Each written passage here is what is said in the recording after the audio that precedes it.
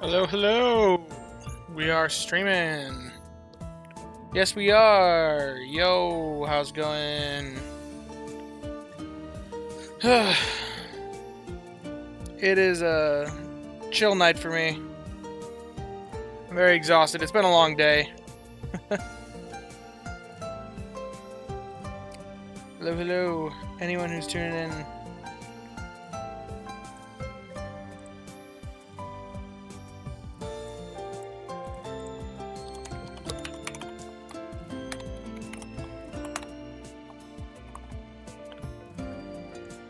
Alrighty. Oh, hey there, Quaxophone. Hey there, Azor. Glad to have you in chat.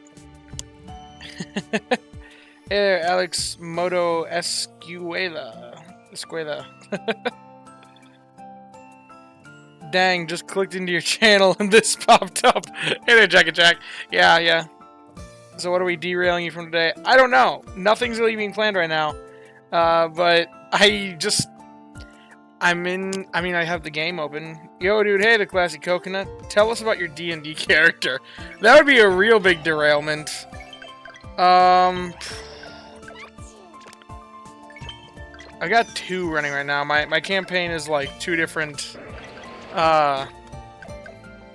There's two different... I got two campaigns going right now. One's actually not D&D, but it's another RPG system. But anyway, fourth change of mind. I don't know what that means.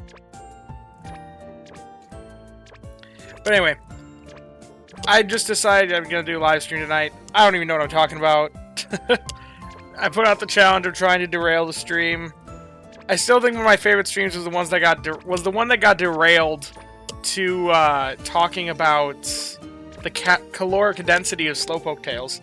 But anyway, I may or may not be on... Well, I'm glad you're having a good Friday night. What other video games do I play?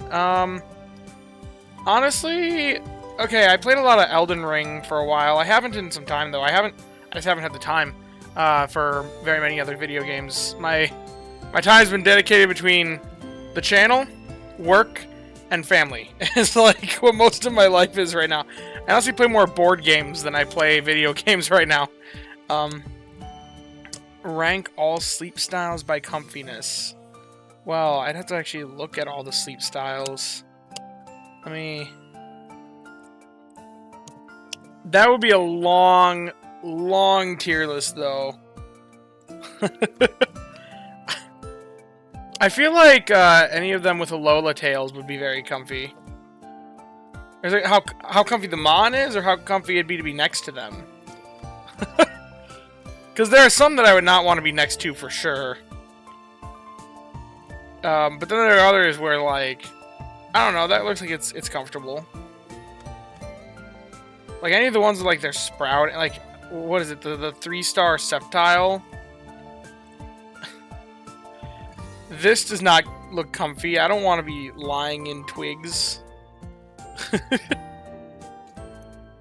Meanwhile, 3-star Tyranitar, and that dude's just... He's just sprawled out. I mean, it's spread out sleep. Look at that. This is quite the image. Ain't it exciting?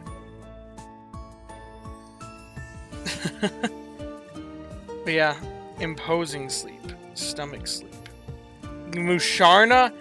The creepy Musharna? Is that what you're referring to, Jack and Jack? The really creepy Musharna sleep style? I don't even know where it is in the decks. Here, let's limit things a bit more so I can actually locate it. I think it's the 1-star Musharna is the one that everyone knows, but it doesn't matter. We'll get to it this way either way. Yes, the 1-star. Oh, this thing is probably the most terrifying sleep style in the game. Potential topic to discuss. Pokemon we can easily predict specialty they'll be. For starters, it'd be a mistake not to make small of anything than ingredient special for olive oil. Unless they add olives to the game. In that case, it's probably an ingredient specialist for olives.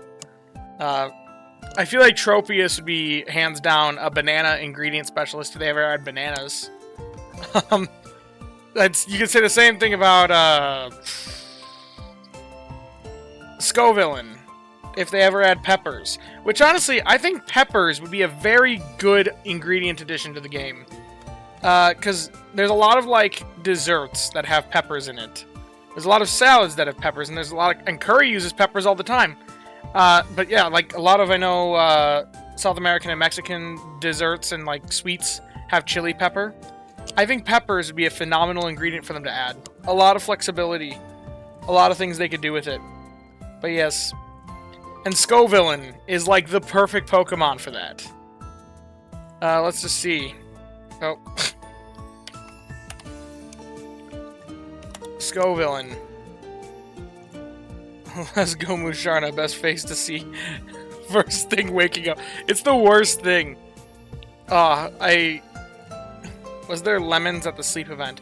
There was. I know what you're talking about with that. There was like a... Someone had photos in the Discord. I don't... There were lemons in one of the pictures. And lemons could be good in desserts. There could be like lemon bars. Lemons could... Are there any salads with lemons? Give me a moment. Lemon salad. I'm sure there's something. Oh yeah, like lemon parmesan salad. Like you drizzle the lemon juice over top of it. Yeah, lemon salad. Lemon vinaigrette is used in a lot of things. Yep. I was saying it right before you got to it, but from your perspective, it's right after you got to it because stream delay.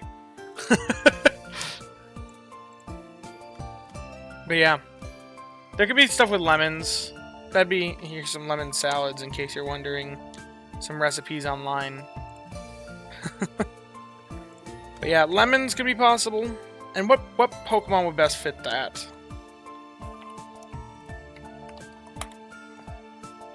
The Pokedex. Or we should just look at Pokemon. Lemon curry? I mean, some soups... I mean, maybe there aren't that many soups with curries. Pokemon in the game. Pokemon list. That's probably what I want. Oh, just Pokedex, probably. That's it. Counterpoint for lemons. What if they end up looking similar to electric berries? I mean... Do you really need to know when you're clicking them and collecting them what it is? Another stream videos on a hottie. Yeah. I wasn't intending to stream tonight. I was actually intending to work on the Crestminster. This is actually my procrastination method. But work today was very, very long. And I just don't have the mental capacity to work on Crestminster right now. Because it was very busy today. So instead, I decided I'm going to do a stream. Where it's very low commitment, and I'm not, like, judging things, and instead just, like, spitting things out. Anyway, so that's why there's a third stream today, because I'm procrastinating. As a curry enthusiast IRL, I just want to say I've tried a Japanese curry soda when I was really young. 0 out of 10. Ugh. That sounds disgusting. Oh, boy. Or should we do this? Surprise me with a random Pokemon and theorize what it could do in sleep. I wonder what this one can do. or this one. Maybe... I'm feeling coffee and oil. What do you guys think? I feel like there's something really... A really neat idea with all the Pokemon that we use... That learn the move Spore. It's such a unique move, and they only give it to, like, one Pokemon every generation. And it's a very sleep-related move. But what would they do with it in sleep? Now would never happen. Indeed. So, yeah, like, what could they do with Spore? I feel like they could make a cool skill out of that. Like... Because it automatically puts a Pokemon to sleep, is what it does in the base game. But obviously, like, what does that mean here? Automatically sets their energy to 100? I don't know. Then we see Whimsicott being the energy for everyone healer. Oh, yeah, wait, Whimsicott was on the screen? I mean, it's not here, but yeah, I could see that. Okay, let's just go through these. Starmie. What do we think Starmie would do in this game? It's a water or psychic type, probably water. in my opinion. I feel like they'd go more with water. As for what it would do in sleep, I don't know. I could see it being a berry specialist. I know it's maybe lame, but I could see it being a water berry specialist. Just don't make Whimsicott another fairy type. That's a grass type. What if they did helping bonus? I mean, I guess that could work. Oh, like helper boost? I guess that could, or not helper boost.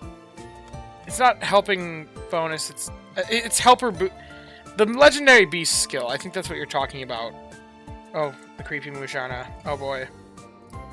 I always get the names confused. Yes, it's helper boost. It's not helping bonus. Helping bonus is the sub skill. Like, okay, I feel like if they did, like, the Tapus could be very interesting. They could establish terrain of sorts. Whenever they activate their main skill, maybe. They, like, lay out the terrain, and the terrain does something. I don't know what the terrain would do. Maybe it gives a boost to that type of berry for X amount of time. Like, boost to the berry strength. Rats, I mean the jolt. Oh, extra helpful. That makes sense. Yeah, extra helpful. I'd love to see Paris getting some love in this game. Ooh, terrains would be cool. Yeah. Terrains in sleep? That'd be interesting. What if Spore disables cooking and buffs some kind of energy thing? Haha, very far-fetched theory. Bring the Tapus. That would... I've been talking for a while. I would love to see some sort of Pokemon introduced to the game that acts like the Dedenne of berries. Because as of right now, if you just go all in on berries, you're going to be behind an ingredient-focused player. Like, and berry Pokemon take a lot more investment, because ingredient specialists, you really only have to get to level 60 before they're good. Berry specialists, really, in order for them to be comparable to ingredient specialists, they probably need to be like level 70, if we're honest. And level 70 isn't even out yet. And even getting one from level 60 to 65 is very expensive. So I would just love to see some sort of Pokemon that boosts berries through their main skill, but doesn't boost ingredient output. Because that's the problem, is all of them... Dedenne is unique in that it uniquely, very powerfully boosts cooking exclusively. And I feel like that is very, very... It makes it kind of awkward, I guess. I don't know. Because it makes it harder to justify going for a berry-focused strategy when there's a Pokemon that is really strong that focuses on just cooking. Treasures of Ruin. I would love to see Treasures of Ruin as well. Ting Lu and Qian Pao are two of my favorite Pokemon. Tapu Koko, Raichu ×3, Pawmots. That'd be funny. I think Porygon line should do something fun and meta, like changing a multiplication max factor and cooking meals, something weird. Isn't that basically a Berry Burst? See, but Berry Burst doesn't really work like the... Berry Burst doesn't really work like the Dedenne, because, yes, it bases its strength off the Pokemon on the team that produce berries, but it's taking from the level of all Pokemon on the team. So, like, if you have a level 60 Blastoise there, or a level 60 Feraligatr, it's going to give you a level 60 Water Berry. It doesn't matter if that Pokemon's a berry or ingredient specialist. If they just, like, boosted the strength of berries somehow for a set amount of time or something, that would be more berry-focused, I guess.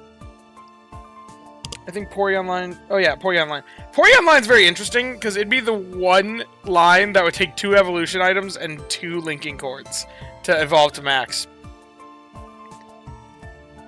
Yeah. If they jump to Garchomp instead of Metagross next, I'll be so sad.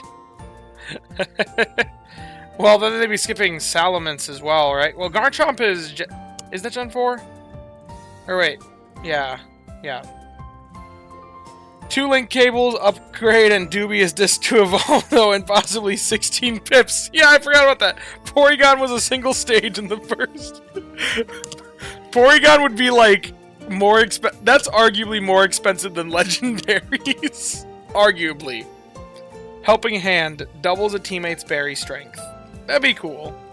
Or what if it was just, like, finds Forces X number of... I'm just trying to think of how they could do it, because it's all based around the crit. You need modifiers, because that's how Dedena's one is so powerful. Maybe it, like, stacks a modifier to berry strength that lasts for a set amount of time. So maybe, like, when it procs, it gives a 10% boost to all berry productivity in the next... Or to the strength of all berries made in the next hour or so. And then, like, more procs of it.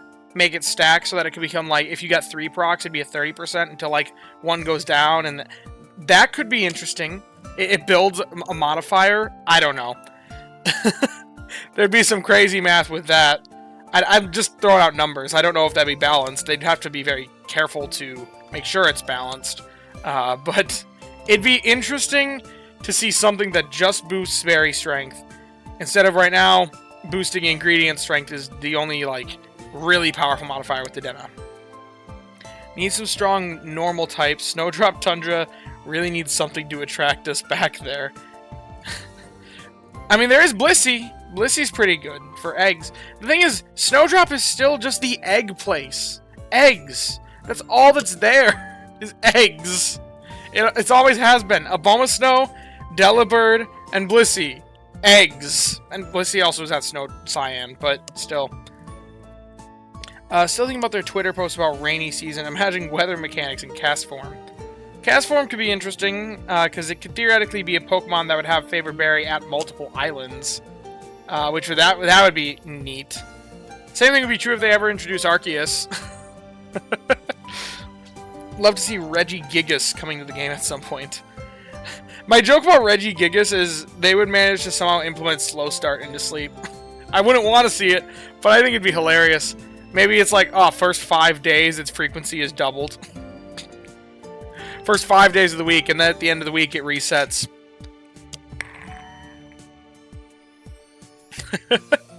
That's my joke implementation of Slow Start in Pokemon Sleep. But I do think it'd be cool to see Regigigas do well in this game. Anyway, so we got Talonflame. What would Talonflame do? I mean, it's got that signature ability, Gale Wings. Sure, there's something they can do with that. Still cannot comprehend why Delibird is flying type instead of ice. It's just balance. If it was ice type, they'd have to make it slower, and that makes it... They also... I think there were enough ice types in the game at the point that it was released. They just chose flying instead. How do you think they're going to implement fish Pokemon? I honestly don't know. I don't know if they ever even will, to be honest. I mean, hopefully they do, but... Yeah, I don't know. Tailwind. Oh yeah, I mean, Tailwind is on a lot of Pokemon, but Talonflame has the unique ability Gale Wings, which I think that could be more interesting to go off of. Or they could use Tailwind. Tailwind modifies the Pokemon's frequency on the team for a set amount of time. That could be really, really powerful if they don't balance it right. Delibird flying in the anime with one wing is one of the stupidest things they did. Oh gosh, I've heard about this before. Let me... Delibird flying. It's hilarious. Wait, let me see if I can find the... Yeah, there's an image that I found. I'm sure there are GIFs of it as well, but... Maybe Talon is the ability and Talonflame has Gale Wind as the modifier. Oh yeah, that could be cool. Make Tailwind be the ability, or the skill, as the base skill. And then Talonflame can be Gale Wing's version of it. That would be a very interesting homage to its role in VGC. Porygon Z. Porygon Z would need to be insane if they price it the way that we think it's going to be priced. 2 evolution items, 2 linking cords, 16 pips. That would be... If they follow all their precedents currently set in the game, that's what they'd have to do with Porygon. And my goodness, that would be awful. What if they introduce eggs to the game? Do you think it could work? Eggs? Like, oh, like... I got really confused there for a moment, because I thought you were talking about, like, the ingredient. I was like, that's already a thing. But you mean Pokemon eggs. I'm not sure they ever will. Just because that'd be, like, Pokemon mating. And that is a lot of weird, illusions, I guess, in Pokemon Sleep. I don't know if they would want to go that direction to introduce breeding in the Pokemon Sleep game. Snorlax has been eating Pokemon eggs all this time. So about a Halloween event, apart from a new moon, who do you think is more likely to be added? Green Witch Hat Pikachu, Witch Hat Eevee, or the ability to evolve Witch Hat Pikachu? I think most likely probably a Witch Hat Eevee. Just because we don't have one right now. And we have the Santa Hat Eevee. Witch Hat Eevee just feels natural. I could see it, put it in your leader slot and sleep with it to hatch it. Nah, but they didn't have breeding in Pokemon Go. Just do whatever they did there. That's true, they did just give eggs. Like, I guess they could just... The question is, how would we obtain them? Like, I'm trying to think of, like, how they can make it that we obtain... I guess missions? Because I guess that's how you obtain eggs in Go. You could just get them from missions. The fact that the babies are already spawned in the wild, though, is also a question. Trading, possible or never? Trading. I think trading could be... It could be implemented, but I think it'd have to be very, very limited.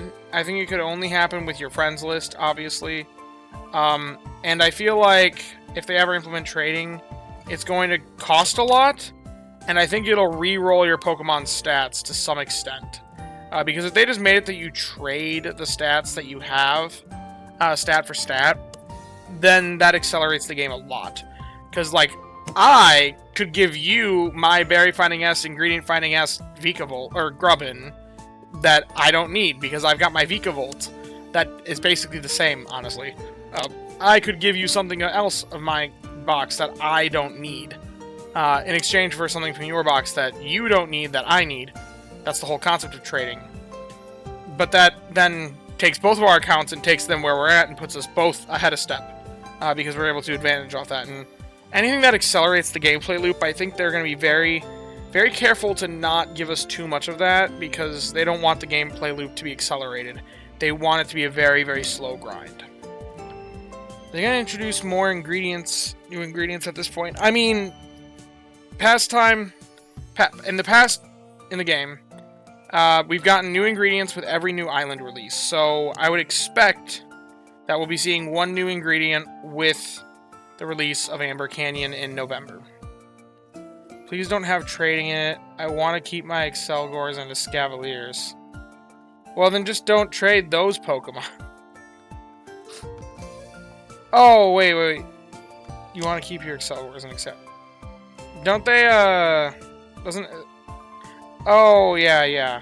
Like, doesn't Excelgor drop its shell to be given to a Escavalier? Isn't that the whole concept?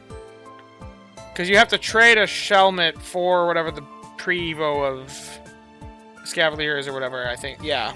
It's something crazy like that. Gastrodon. What could Gastrodon do, people? Water, ground. It could be either. I feel like they'd more go... Well, maybe they go ground type with Gastrodon. It could be a ground type, or it could be a water type, obviously. That's the whole concept of being dual typing.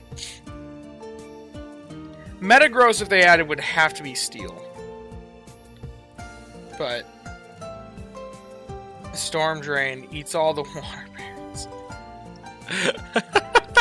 Sorry, Snorlax. You don't get any. It all gets eaten by the Gastrodon that you have on the team. It's just purely a debuff Pokemon. How to make Gastrodon terrible. Water for EC and ground for West Sea. That'd be kind of neat.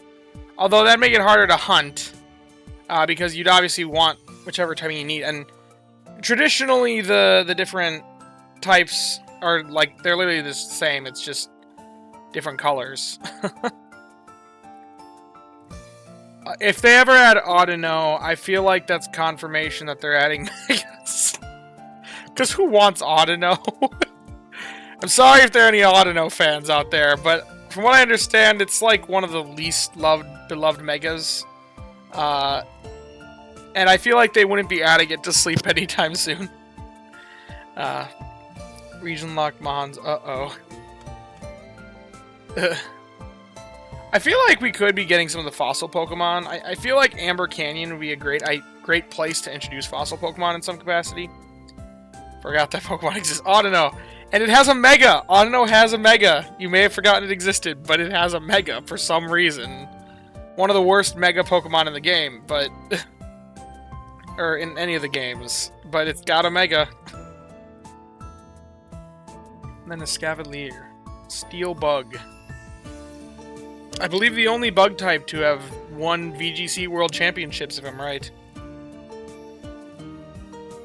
Oh, forgot that Pokemon. Nice one, Quaxophone and Jack and Jack. Fossil Week would be a great yearly event. Yeah, and it could be great for Amber Canyon as well. Because, like, it's Amber. Amber is, like, stored DNA of, like... That's how they get the dinosaurs in Jurassic World. And isn't one of the, like, items that you use... Isn't it Kabutops, I think? Amber... Fossil Pokemon... Isn't this something? Old Amber, yeah. Old Amber is used for making Aerodactyl. Is Aerodactyl confirmed? Are we getting the Old Amber from, Oh, wait. The Old Amber is different from the other fossils, being a type of fossilized substance rather than fossil. Yeah. Aerodactyl's the Old Amber. Yeah. You could get Aerodactyl. With Amber. And we're getting the Amber Canyon, and a canyon is like, you can see all the centuries of rock buildup theoretically in the canyon. I think it's the perfect opportunity for them to give us some sort of fossil Pokemon. You get a Kabutops, Aerodactyl. There's a lot of options, honestly. I know more than just Kabutops and Aerodactyl. There's Ammonite right in front of me here. Cradilly. Cradilly. Hey there, David Waker. Glad to have you in chat. How's it going tonight?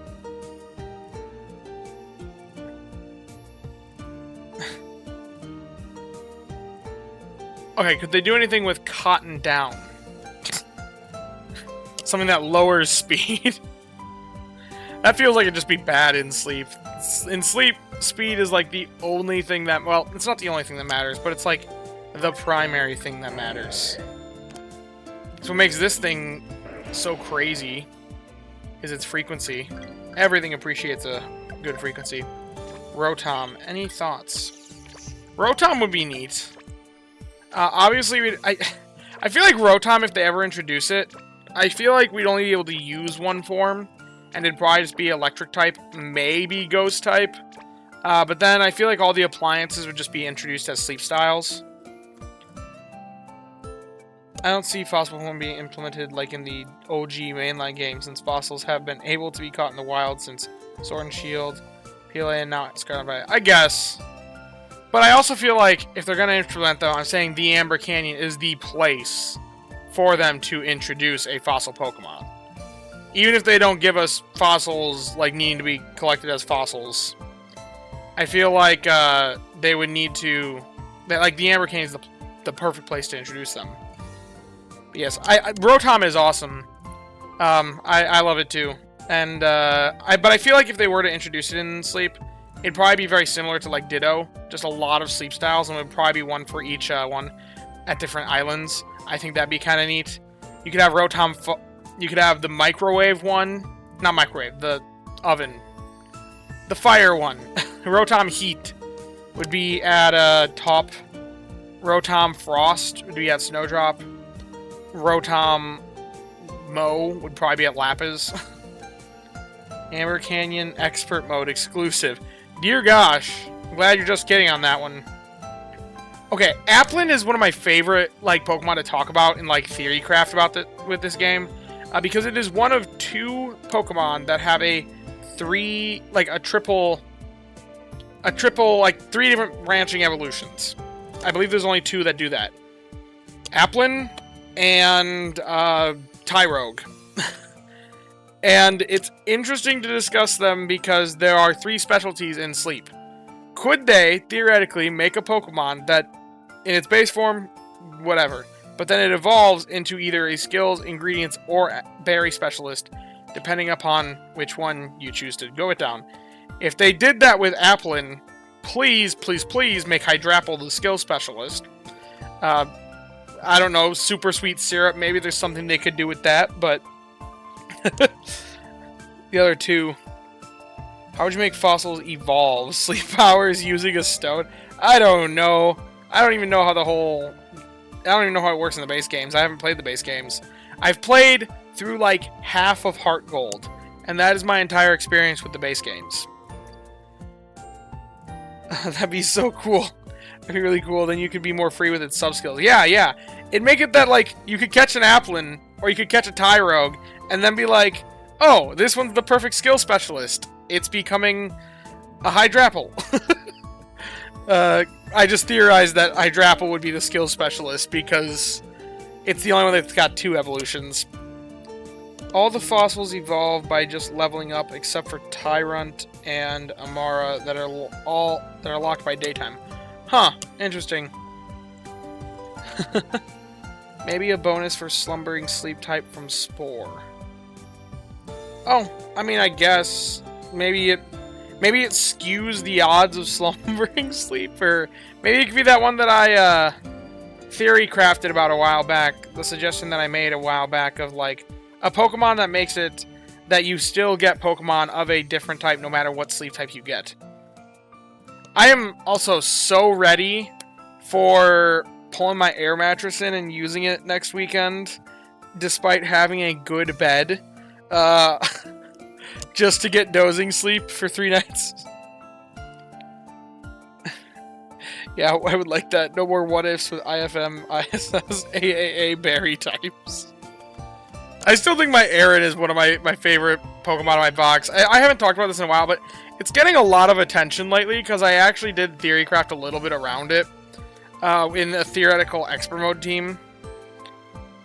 Expert Mode Old Gold Power Plant. But I've got... Oh, it's one of these little 14 stupid errands. I think it's probably this one. No, it's not. It's this one? No. It's not the shiny. It's not the legacy one. It's not that one. No, it's not. Wait, where is it? Maybe. Oh, it's this one. I went one. I didn't go quite far enough. This dude just thought he was a Steelix. Really just said, I'm gonna find you berries. And sure enough, he's got the stats for it. Which is funny, because I may... There's actually a part of me that almost wants to invest in him. Because I don't really have a usage for an Aggron. And theoretically, I can work with that Pokemon. I can work with that Aggron. It produces just enough coffee that, like, if... The lot of ifs. If Expert Mode works how... Blank, like, lots of different conditions. Basically, if it works like Old Gold Power Plant does right now, with just the restrictions for Expert Mode, whatever that may be, and you're just restricted to Steel, Electric, and Ghost types, then I have a really good team that'd be based around that Aggron. This is the most Delulu hope for the game, but I wish more Pekko gets a broken skill like Hungry Chance, to reference of a Hangry mode from the mainline games. That'd be cool. I would love to see just like more utility skills. As of right now, the game doesn't have a lot of utility skills. Really, the only one is Dream Shard Magnet. And it's kind of a niche. But I would love to see more utility skills where like you sacrifice in Snorlax strength to run the skill specialist that has that utility. I think it's really great on Swalot late game. I wouldn't recommend Swalot for an early game player, but late game, it's amazing. If you have Dream Shard problems, like I do. Oh, ain't this interesting. I find it surprising how little the mysteries behind sleep get talked about. What if for Expert Mode we got brand new sleep tips on stuff like lucid dreaming and active brain areas during sleep? That'd be interesting. That'd be real interesting. Something that I want to talk about a little bit.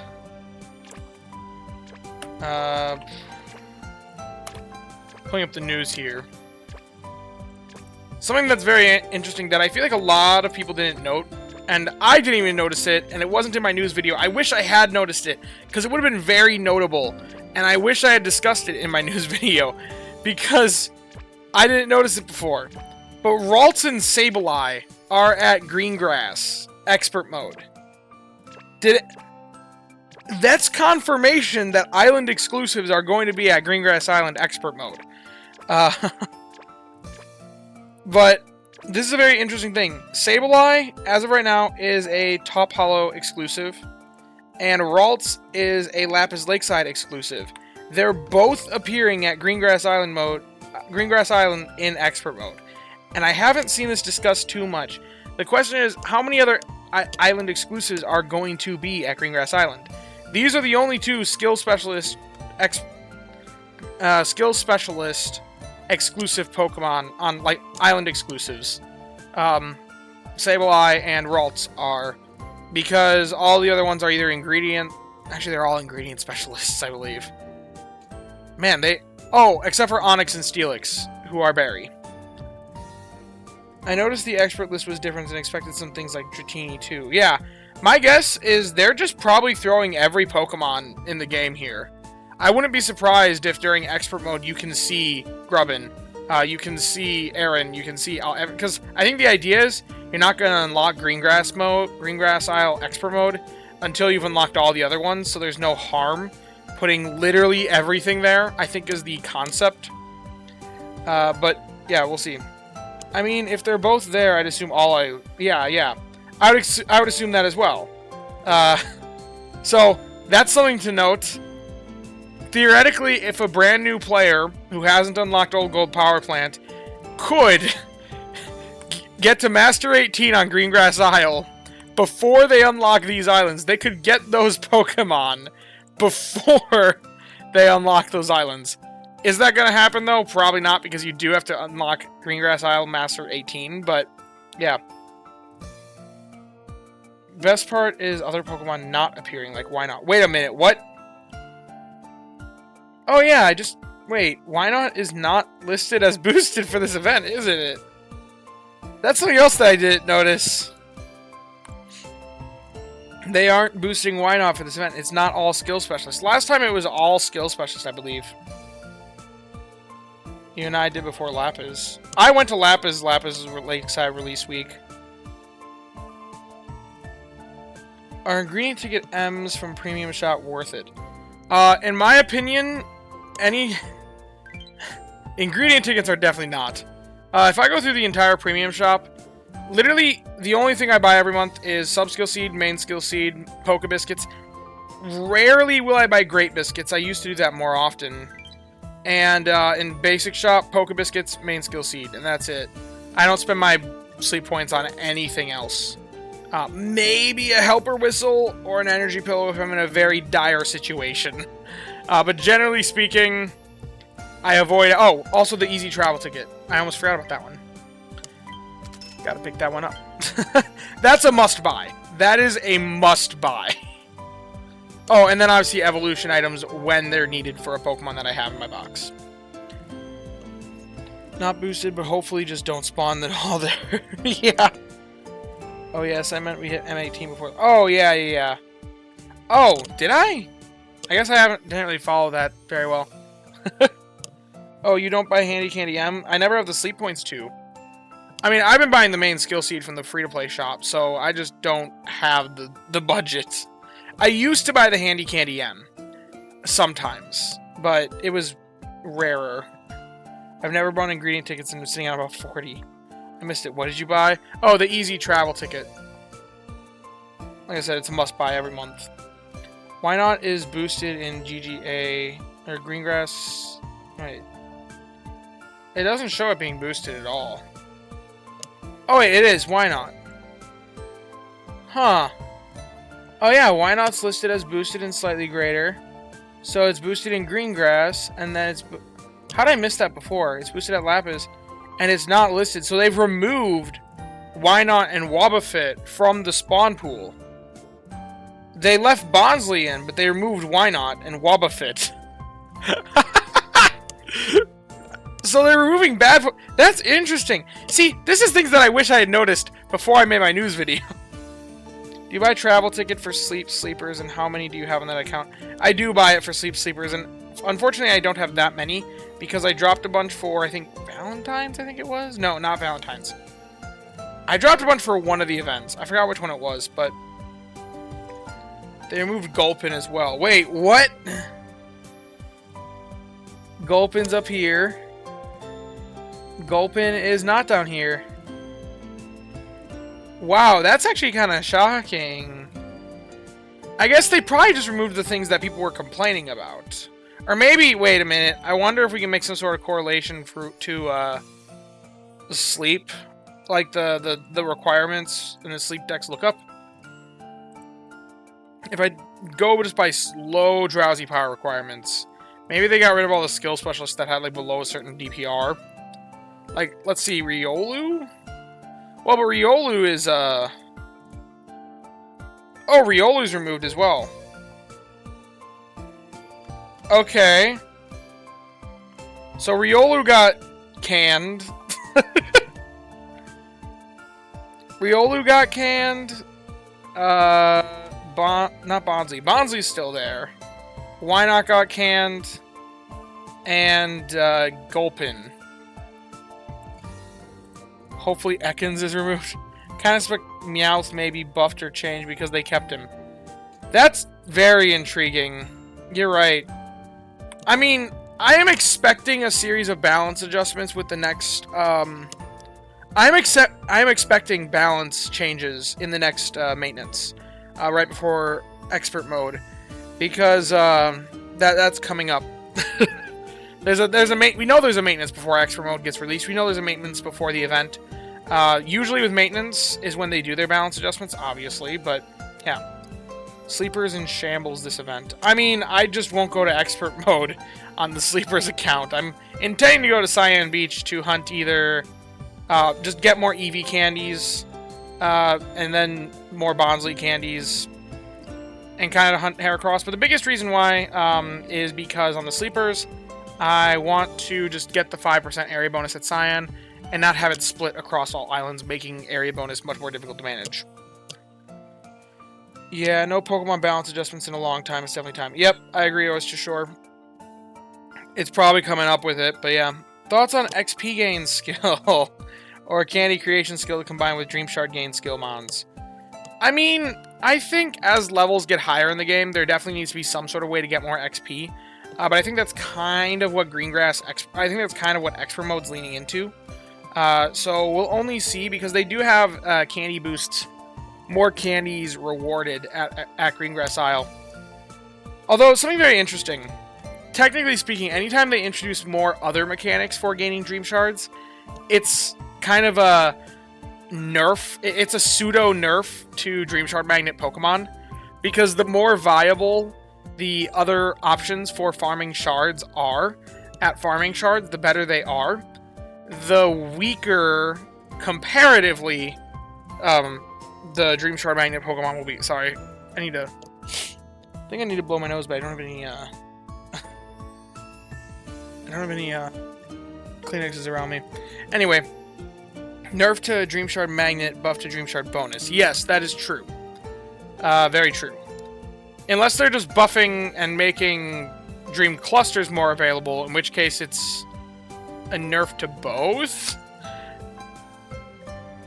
So that's interesting. Are any Eevees worth it to level past 50? It depends what you're using that Eevee for. If it's a Berry Fighting S Eevee that you're using as like a Jolteon, then yes. If they have something going for them at level 7. If you're running it an Espeon alongside a Cress, yes. If you're using it for milk production, like mine has a mono milk list, that was definitely worth it leveling, but yeah. I hear there are expert candy boosts, but it's such a large pool at Greengrass. Not sure how useful it will be for leveling, not to mention the higher DP required for spawn count, I assume. I mean, yeah, that's true, but also they've said that expert mode's going to eventually go to every island. So that's not really a problem long term. Right now, it's just the only one that we've got. And they are tightening the spawn pool. We can see that. They've removed Why not? They've removed Gulpin and, what was the other one we found? Riolu? Yeah, Riolu's been removed. Debating a Cress Espeon team, what are your thoughts there? I mean, it's great if you have a good Cress. The thing is, the bar for entry is having a good Cress. You gotta have a good Cress that's worth investment to make it worthwhile.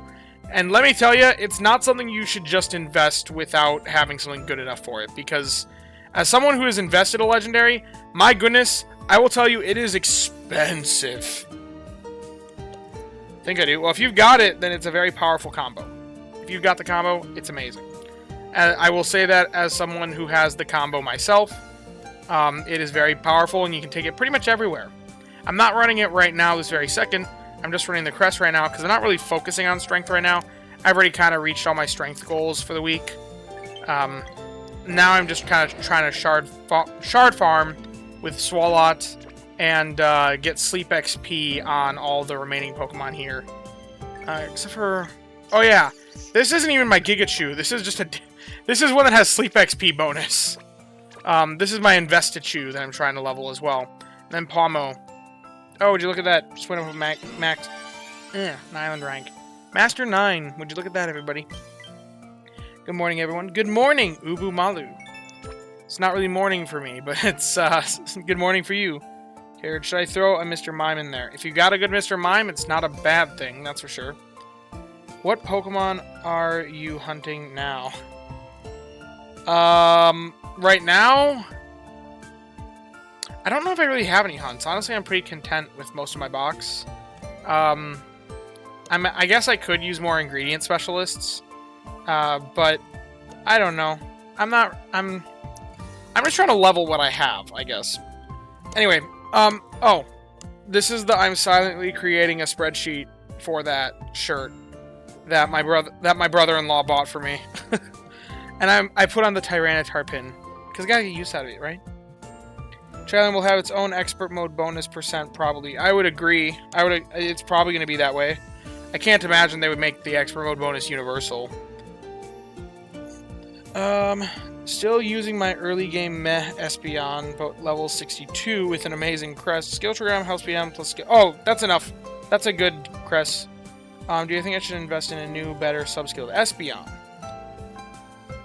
You could.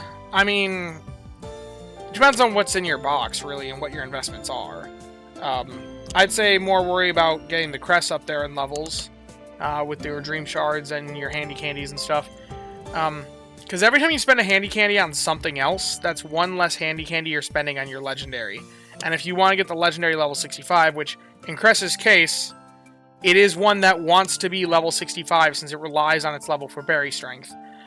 That's a huge expense because if you're investing in a Cress, all your handy candy should be going for it. Not a single one should be going to anything else unless you need it immediately and are willing to divert a little bit of candies to like get it to a next breakpoint, like level 50 on a Sceptile or something. Like, that's a little bit more justifiable. But if you're investing a Cress, every handy candy should be going towards it. T-Tar pin equals sand stream. I love it. I love it. The T-Tar sand stream. That's amazing. Streams seem like a good use of it. Yeah, that's what the hat's also for. I decided I'm going to start wearing the hat in all my streams and not in my regular videos because, okay, lighting, you can just see it cast a shadow on my face, which is a little awkward. I want my face to be a little bit more visible for videos, but for streams, you know what? It's chill. Whatever. How much handies did you dump in? Oh! Yeah, no, literally every candy.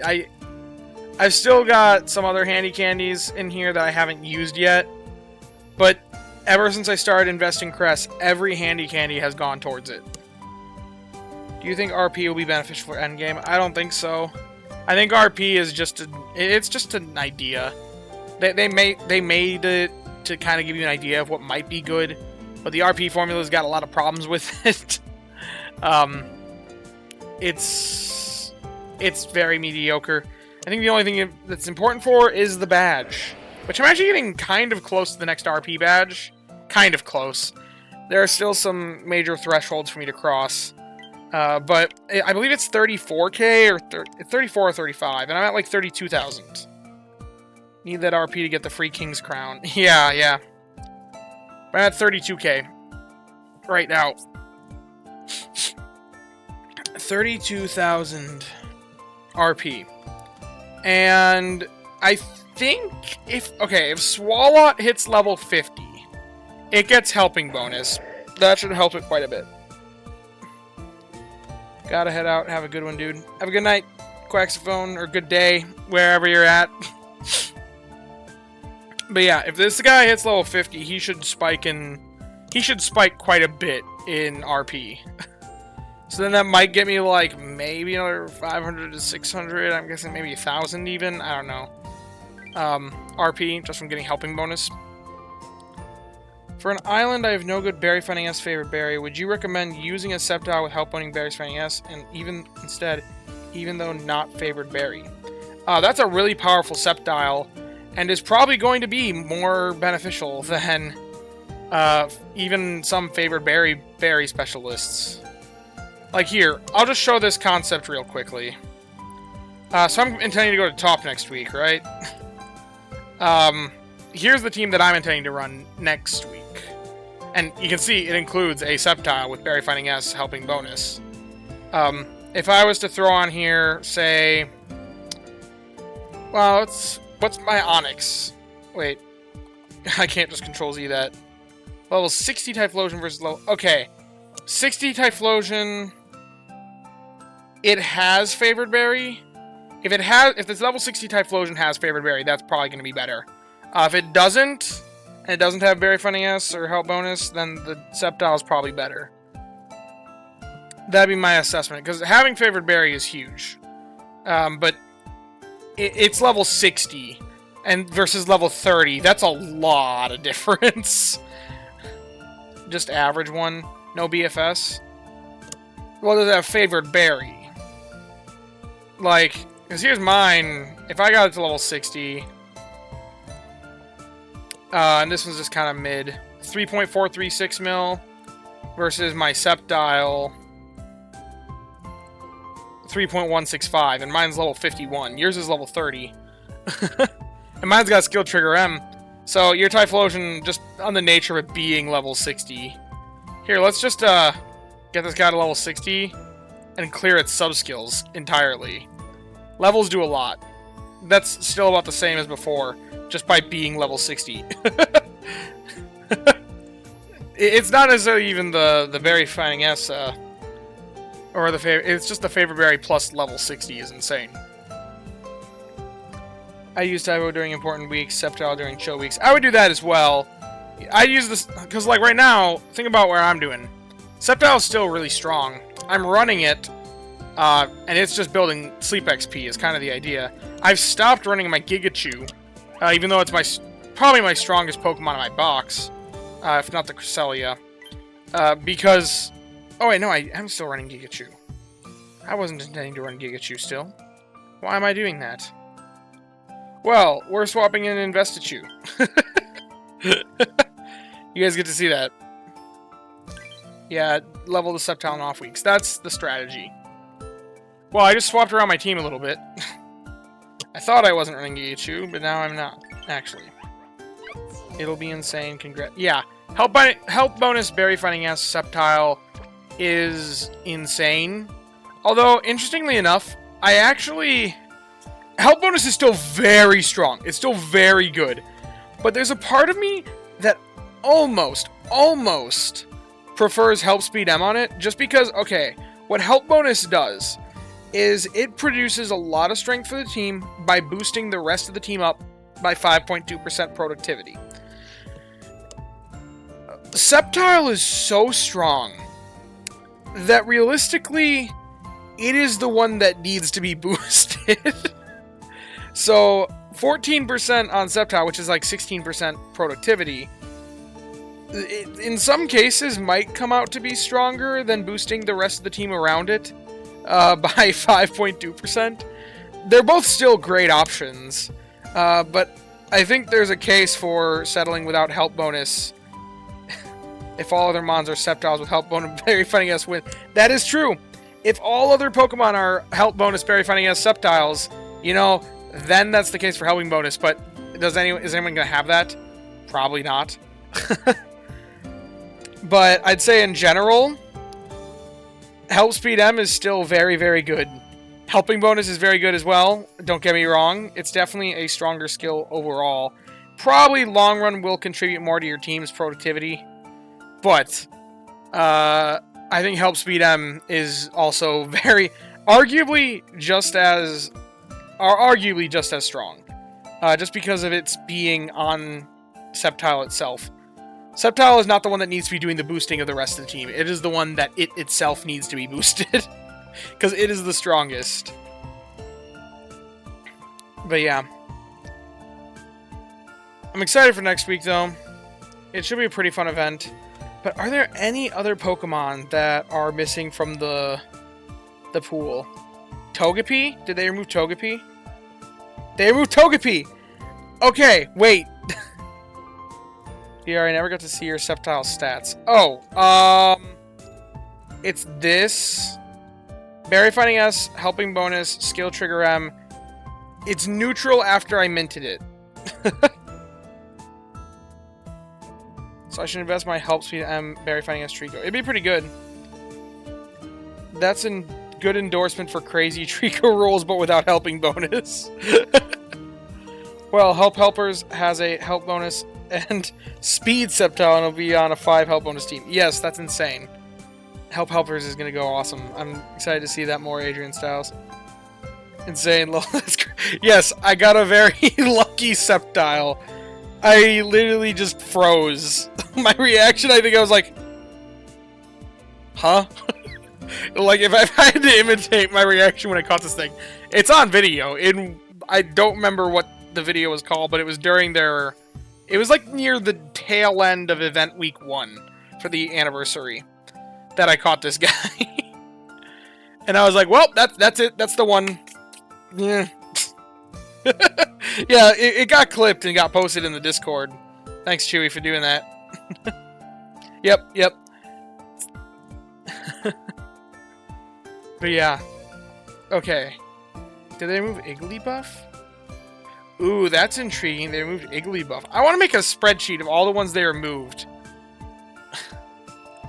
I keep coming back to this because I'm like, wait a minute. Reactive Velocity. What are your thoughts on this Trico? Berry Finding S, Help Speed M, Skill Trigger M, Hasty? I don't remember what Hasty Nature does, but I think Hasty is like one of those where it's like... I think it is like pseudo-neutral. Where it's like something with energy and XP. Where, like, I just don't care about it. So, given that, Berry Finding S, Help Speed M, Skill Trigger M, I still think is very, very good. Because it's got Berry Finding S, it's got Help Speed M, and Skill Trigger is probably, aside from Helping Bonus, the next most powerful skill that could be on it. So, wait, no Legendaries in Expert Mode? There's no confirmation of that yet. They weren't boosted for the event. Yeah, so the Legends aren't boosted here, so you don't see them boosted down here either, because they're not boosted for the event overall. XP up, energy down. Okay, yeah. Yeah, you don't see them in the list, but that's just because they're not boosted for the event. They're only showing you the boosted for the event. Somehow I managed to catch 4 really good Trico. Only 1 had Helping Bonus, and all the other 3 had neutral natures. Bless. Woof. Sceptile likes XP. My Trico rolled it, and it hits level 63 by the time neutral hits 60 by my calcs. Oh, it's got XP up. I see what you're saying. Nature. I thought you were talking about Sleep XP bonus. We were just talking about Sleep XP bonus in the Discord the other day. It'll be interesting to see what Berrymon are excluded. Yeah. Please exclude Cubone. I don't want to deal with it. But yeah, okay. Let's make a list. So, Meowth included. Meowth... Let's make a... I'll zoom in a moment. Yeah, are they gonna get rid of the rats? Oh, whoops. Wrong way. Okay. Shiny Trico, Berry Finding S, Help Speed M, but I might hold off for a bit. I mean, it's shiny. That's cool. Got it. Thanks, Google. Okay. You know what? We'll zoom in a bit more. Okay. Can you guys see? Okay. Included. Meowth. Man, I'm struggling to type. Psyduck? Psyduck, gone. Sorry, Ivan Brown. They removed Psyduck from Greengrass Expert. Somebody tag him.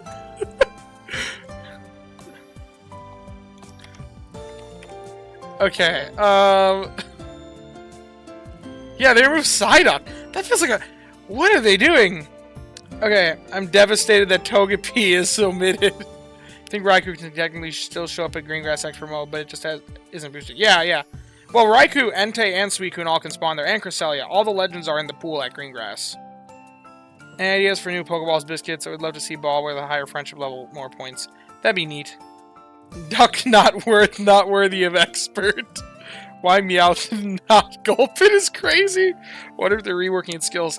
That'd be awesome. If Meowth and Cubone are there but not Golduck, I'm losing it.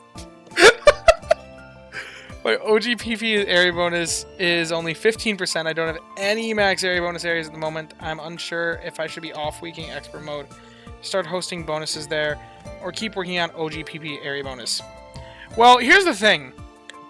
Off-week, you don't need an off-week area bonus at expert mode because you're still limited to it to 2 weeks per month. So as long as you're getting those 2 weeks per month in at expert mode, you're still getting the maximum area bonus possible. You're still going to have 2 to 3, depending upon the month, weeks outside of those 2 weeks within the month, no matter what. So you can delay it throughout the month. Theoretically, you can delay it till the next month and then have a full month of 4 weeks back-to-back expert mode, and not a single ticket will have been wasted. I could use a Dedenne or Sausage Aaron. Okay, what else is excluded? Okay, Growlithe included.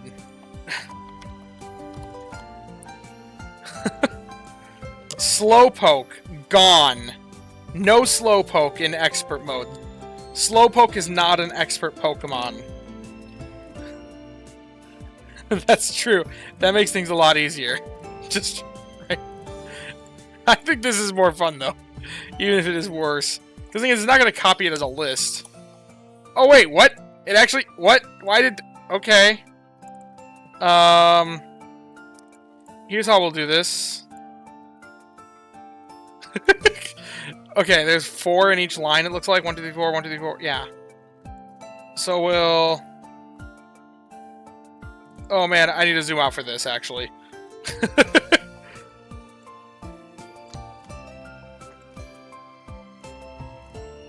Wait, they removed Mareep? Wait, what? Or wait, did they add Mareep? No, that's the... Okay. It didn't copy it. Okay, it didn't copy the full thing. Wait, no. Magnemite? Okay, wait. Okay, we'll get this in a moment. This is the expert mode ones. Okay, I suspect I think doing an expert mode run when the full moon events are on is a good bet. That could be a decent idea. I'm using the full moon right now for boosting my odds of Entei, and obviously the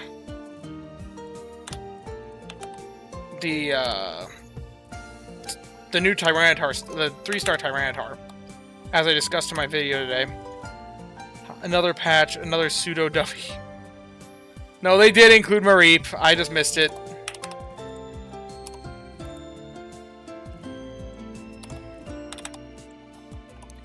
We're just taking a moment here. Okay. No Eevee. Wait, what? Wait a minute. No, Eevee's listed.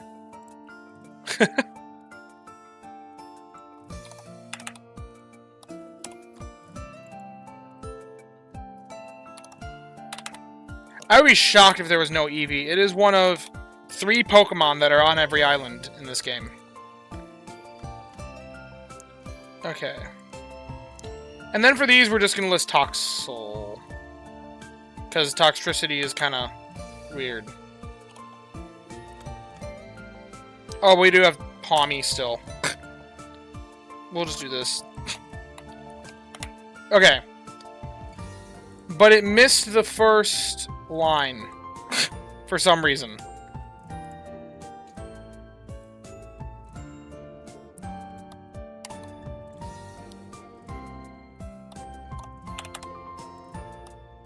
We're just trolling you at this point. Well, have fun trolling me, everyone. Oh, wait. I forgot about this.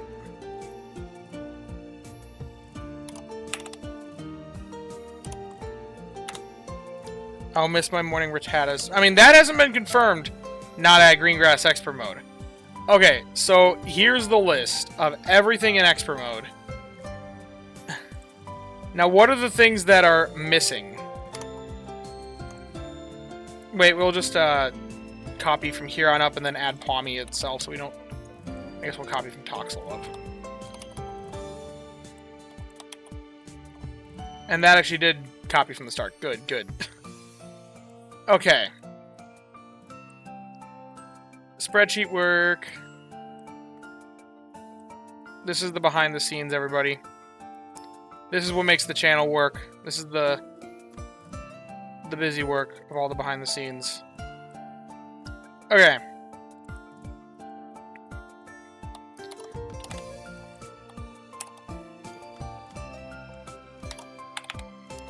I'll gladly take Ralts over Iggly. That's true. I just find it shocking that there's no Iggly buff, because, like, what are they considering to be expert Pokemon versus not expert Pokemon?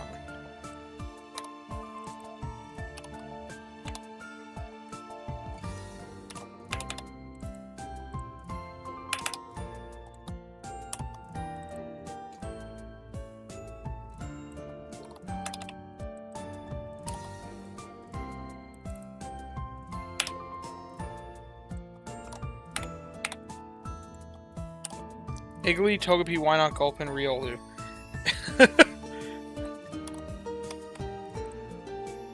They're making a statement about what the expert Pokemon are. Duck is no expert. And Psyduck. Yeah, that's the one that I think is confusing me the most.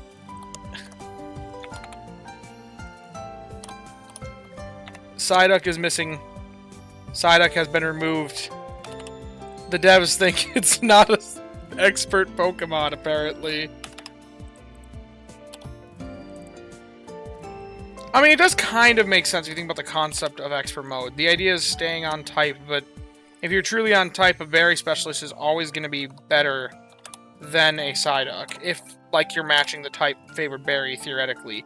I guess there's also a condition there of if it's high enough level as well, and assuming equal rarity sub-skills. I think they're ditching the common things. Like, I never see Meowth. I guess. Psyduck must be for casuals only. Split function. I don't know the split function. I'm already almost done with this. We're just gonna keep doing it this way. Yeah, I think Expert Mode favors Berrymon players. Yeah. Okay. So now we have the full list here. We've already confirmed Psyduck, gone. We know Slowpoke, gone. Eevee is gone. Okay, Magnemite's there. Growlithe is there. Meowth is there. Eevee, there. Igglybuff, gone. Skills and ingredients are so spread among types. So yeah. Yeah. Job's done. Okay, Togepi, gone. It looks like all baby Pokemon are gone, because Igglybuff and Togepi. Mareep is there, Murkrow's there, Heracross is there, Trico's there, Ralts is added. Ralts and Sableye are added to the pool. Plusle and Minun both still there. Gulpin. This one's gone. Why not? Baby Pokemon also gone. So they must be getting your, like, common spawns. Drifloon there. Bonsly? Why is Bonsly there? Bonsly's a Babymon. What? I thought it made sense for a moment. They got rid of all baby Pokemon, baby common spawns. But they left Bonsly? What? Why? Why is Bonsly showing up? Oh, whoops. Then they eliminated Riolu. Oh, whoops. Wrong color.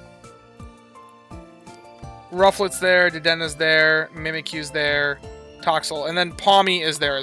Pawmi's not added. That was the end one. I'll have to catch Bonsly out of respect. Bonsly is the only expert baby. Oh, and Toxel as well. I guess now Toxel's being added to the game. That's a baby as well. Not guaranteed gone, just not boosted. The thing is, the way that they phrase it here is the following Pokemon are more likely to appear during this event. And then, in the past, every other time that we've had during this, they just list out which Pokemon that are of the boosted ones are at each island. So, if they're listed up here, which they are, but not listed down here, that means they're not in the spawn pool for that island. This is confirming that these Pokemon, Psyduck, Slowpoke, Igglybuff, Togepi, Gulpin, Wynaut, and Riolu are all gone. What? Oh, I forgot to hit Control C. Whoops. All of these Pokemon are gone from the spawn pool. Yeah. These ones are not in the spawn pool at Expert Mode Greengrass. For some reason, they decided these 7 were not worthy. The thing is, okay, let's see Sleep Deck. So, like, weird ones they kept. Bonsly. What is the drowsy power requirement of Bonsly compared to, say, Wynaut? Because I think of Wynaut and Bonsly very similar, like, in a similar sense. They're both 2-stage Pokemon, appear very early, baby Pokemon. Like, Wynaut is 76k, 1.5 mil, 9 mil. What is it for Bonsly? Ugh, where? I just need to sort. Let's sort it out. We just want to see rock types. That'll make things easier for us. Okay, 76k, 1.56 mil, 6.5 mil? That feels easier than Wynaut was. Oh no, 9.1, because that's the top belly. 6.5 mil. Yeah, Wynaut and Sudowoodo have the same rarity. Or, Wynaut and Bonsly have the same drowsy power requirement. Try sort by all 2 star style. That would make things easier too. I'll do that going forward. But yeah, because there's only one of each Pokemon. That still makes it a bit difficult to notice. But then, what I find very interesting is that Pikachu is like the same drowsy power requirement as like babies. For some reason. Wait. They left 1-star styles in here. Oh, I know, that's evolution stage. Whoops.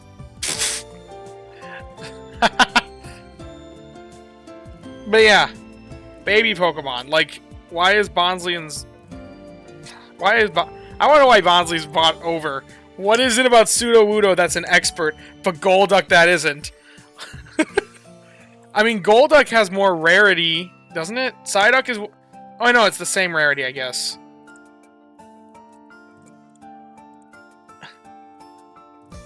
Yeah, 1.5 mil. Okay, so it's the same as Bonsly is for Psyduck. They're gonna give Sudowoodo charge strength L. What are they doing to Sudowoodo? Please don't make it that I can no longer use it on the sleepers. That would be a waste of like 5 seeds. Don't buff him too much, please, devs. Gives 420 times more than charge strength M. Wudo meta incoming. Balanced by crap base speed. Don't worry, he'll appear at Cyan Expert. Psyduck, yeah, they couldn't remove it from the Cyan pool as well. Like Togepi and Igglybuff. Sudowoodo has the all they give him the all specialty, make him a mythical.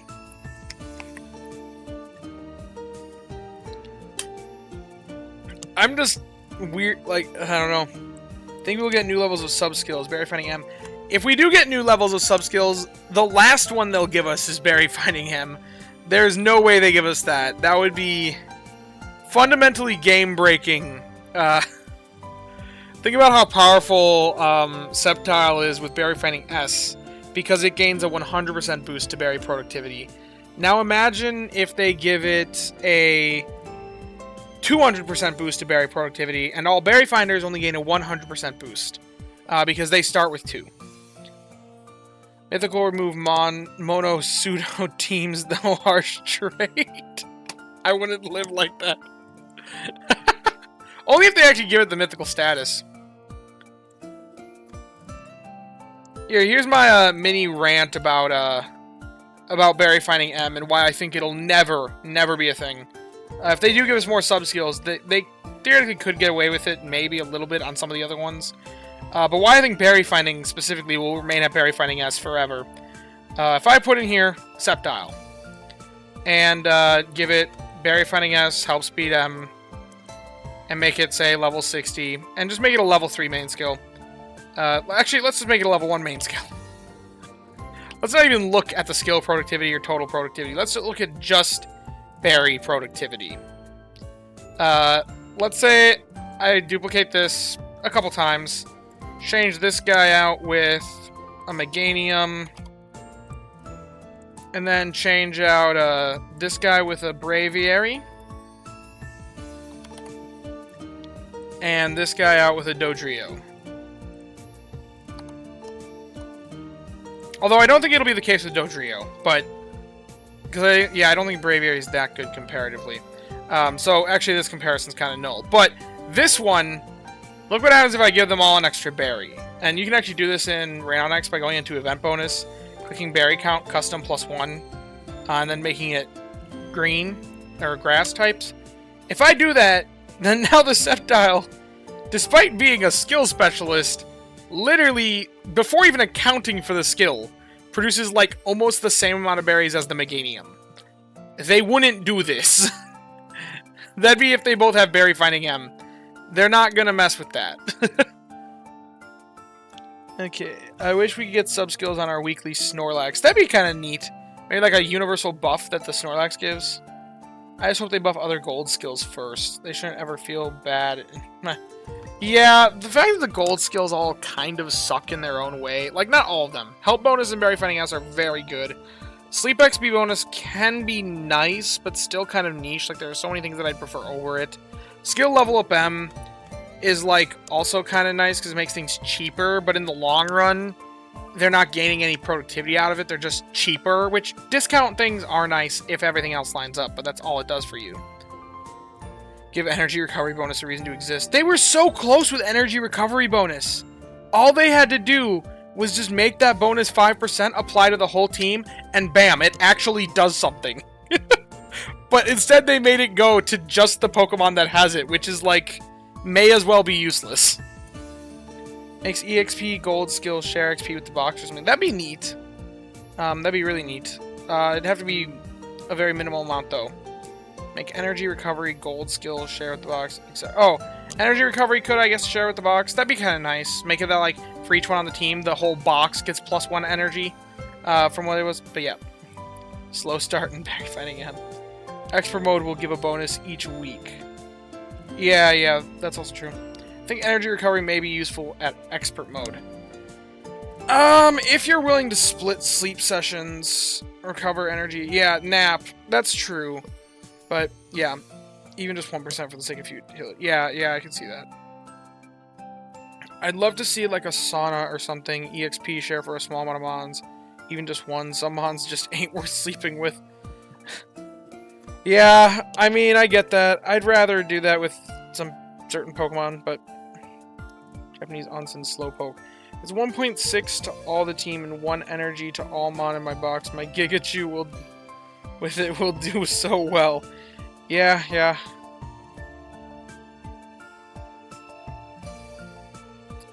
I'm just gonna ignore that last comment.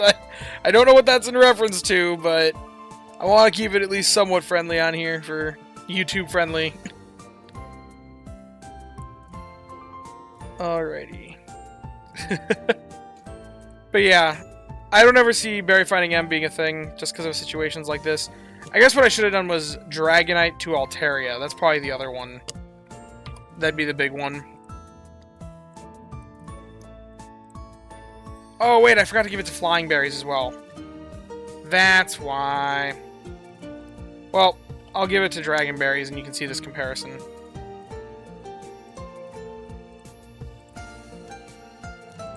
Dragon berries. Yeah, Dragonite actually outproduces Altaria then. Yeah. I just wish most of the gold skills did something outside of when you sync your sleep data. Like the bonus it gave during increased slightly based on... See, Dream Shard bonus, I would love it if it applied to the main skills of Dream Shard Magnet. That's a nice synergy and would make it really desirable on your Dream Shard Magnet Pokemon. Like, that'd be a neat thing. Energy recovery bonus just needed to either make it that it applies to the whole team for the 5 extra, or they could have just made it that it boosts energy recovery on the main skill, but like a smaller percentage, because if it gave a 14% to all forms of energy recovery, that would be a bit overpowered. I mean, a flat 14% boost to energy for everyone would just be insane. But if they did that, that'd make it a little bit better and actually kind of useful. Oh yeah, good night, Jack. Research XP bonus, that'd be a much more difficult one to do. I don't know how they... Because that one, I don't know how you could give it something outside of sleep. Like, is that really... Research XP is really something that only happens in sleep. But Dream Shard bonus, absolutely, I believe, should be applied to the main skill Dream Shard Magnet. It'd make both the sub-skill and the main skill better. More candy finding or something. That'd be kind... Yeah, maybe you could increase, like, the cap to how many candies you can find during the day. I kind of like that. Maybe they find the candies more often. Is it ever worth it to have a 4 times Sleepy XP bonus and 1 mon you want to boost? If you don't have 4 other Pokemon you want to level, or you want to level the other 4 Sleepy XP bonus mons. Because 14% boost... So if you think about it, if you run 1 Sleepy XP bonus Pokemon, it gives 14% more to the other 4 Pokemon on the team. If you're running that one just to be a nanny Pokemon that raises the other 4, then you're getting 4 times 14 Pokemon's worth of XP out of that. So that's 56 XP. You get 100 XP just by running another Pokemon that you want in that spot. So if you don't have anything else to run, then during the night you can get some value by running a nanny Pokemon. But realistically, unless that Pokemon is also something you want to level, then you should always just run something, like, you should always run something you just want to run level instead. But it can be useful for certain events. For if you don't have anything else that you really want to get the Sleep XP on. Sleep XP backing only during event boosts, otherwise numbers don't outweigh loss of sleep slot. See, no, even then it doesn't matter, because like I said, the XP itself, you're losing out on XP. If that Pokemon is not one that you want to level. If it's one you want to level, then of course, run it. But the XP lost by not running another Pokemon in that spot is too big to outweigh the XP gain from having Sleep XP bonus. Why is Berry Fighting S Togekiss so great? I mean, it's... Berry Fighting S Togekiss? I actually don't know where Togekiss lands on my chart. Let me pull up the chart.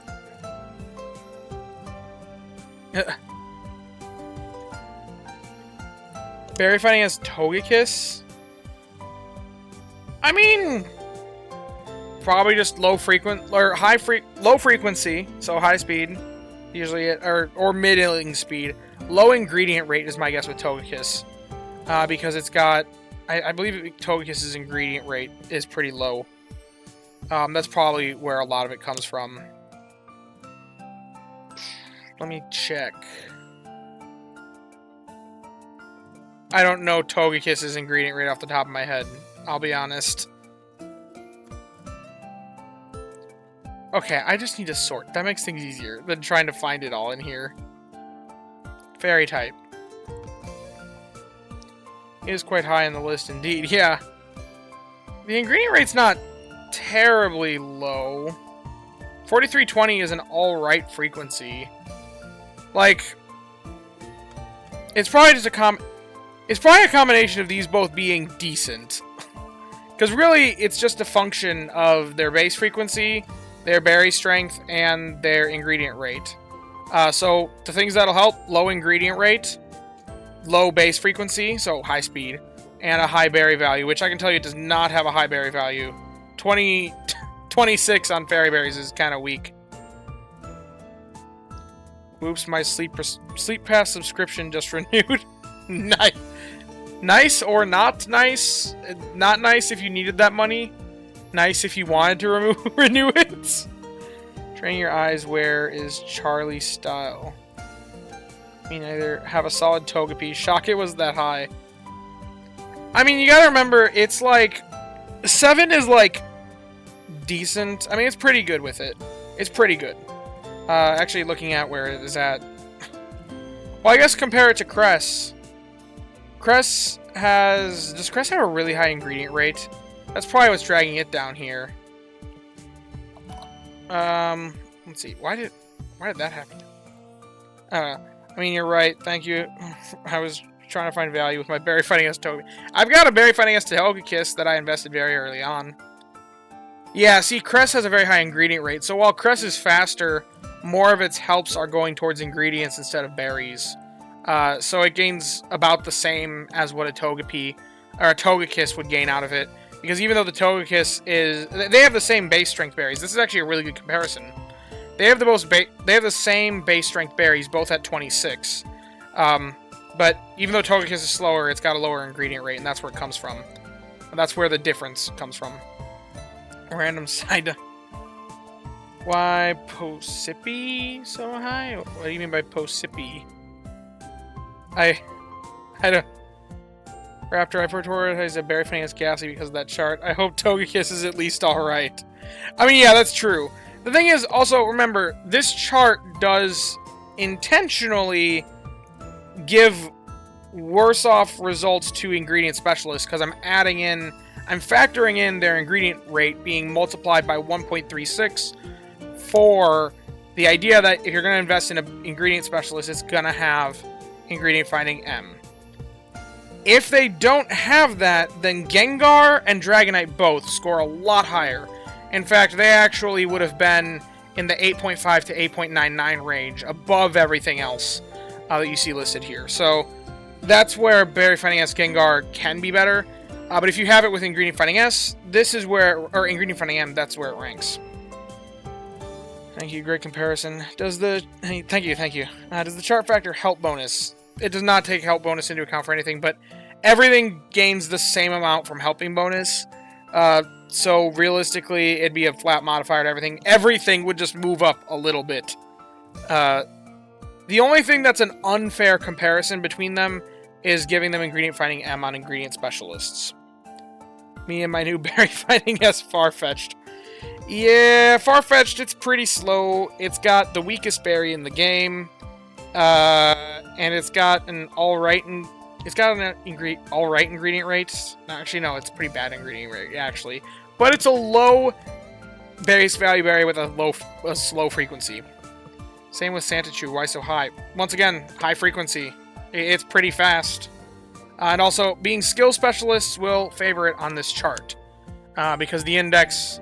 This is not my personal opinion for rankings. These are like, I used math to get this. For Sceptile to be so awesome, should you be letting it sneaky snack or collect the Berry Burst? Absolutely. It's a very powerful main skill. It's still a skill specialist. It's just it gains more from Berry Fighting S than all these other Pokemon. I think something more interesting, though, is going through... I have to credit Pocket Boy for this one. He made a chart... Or I added in the berry specialists into this one time when I was just messing around with things. And he edited it to include the specialty.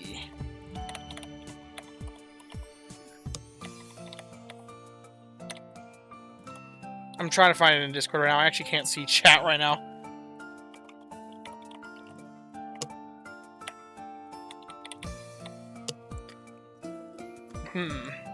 I want for Christmas is the Reggie's lot. The Reggies? I don't know if the Reggies will be around anytime soon.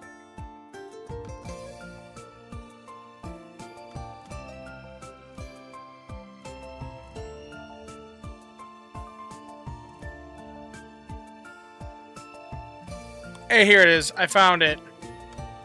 Okay. This was, after a while, so I have to explain kind of what this is. This was, I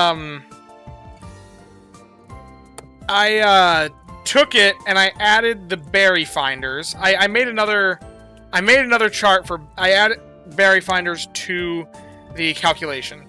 And the way that I put in berry finders was, I made actually two charts.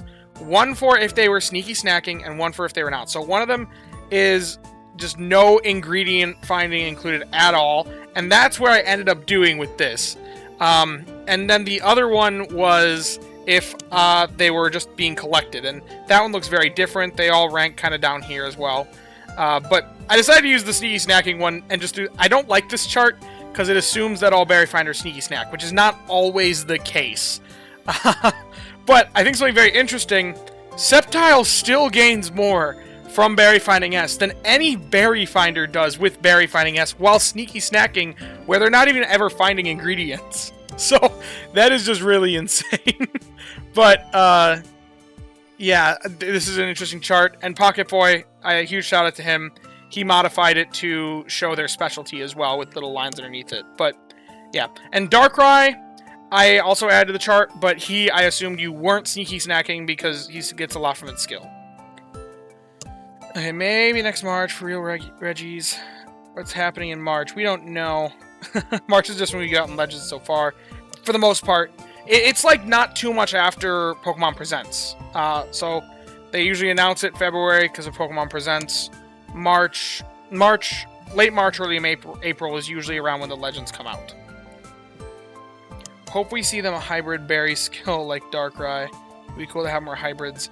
Yeah, but I think they're only doing that with mythicals, it looks like, so far. But, yeah. It's interesting to see this chart, because it also shows that Sceptile gains more from Berry Finding S than literally any other Pokemon in the game, including Berry Specialists, even while the Berry Specialists are sneaky snacking. Will the Berry Finding S be more valuable on a Sceptile? If it's sneaky snacking, absolutely. That would shoot this even just a little bit higher. But at the same time, it's got a very powerful main skill. You still want to collect those triggers. I don't even think there'd be a Sceptile in the game that wouldn't like the triggers. It's just crazy the way they overtuned Sceptile. Also, poor Slacking and Marowak. Even while sneaky snacking, they don't gain as much from Berry Finding S as a Suicune or a Honchkrow. These are not great berry finding Pokemon, and yet they're still ranking it better than a Marowak while sneaky snacking for how much strength they gain from Berry Finding S. Yeah. Typhlosion is greater than Swampert for Taunt.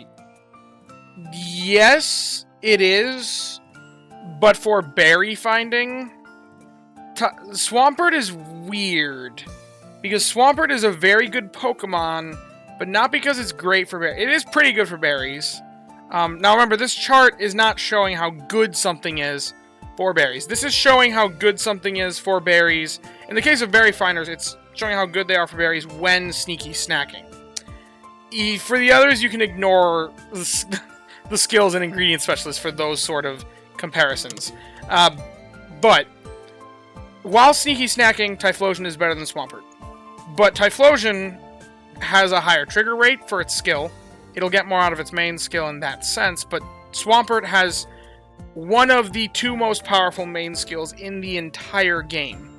And one main skill that honestly does better the less it procs, sort of.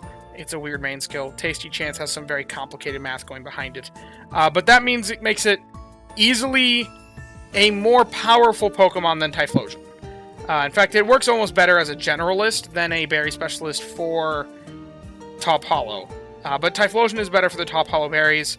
Swampert is better in general because of Tasty Chance being just insane. Hey there, Asa. Glad to have you in chat. I think the best way for them to introduce more hybrid Pokemon is just to have ones that are more, like, the ones that are still their specialty, but notable for some other reason. Like, I think it's very interesting what they've done with Sceptile. And Swampert, both.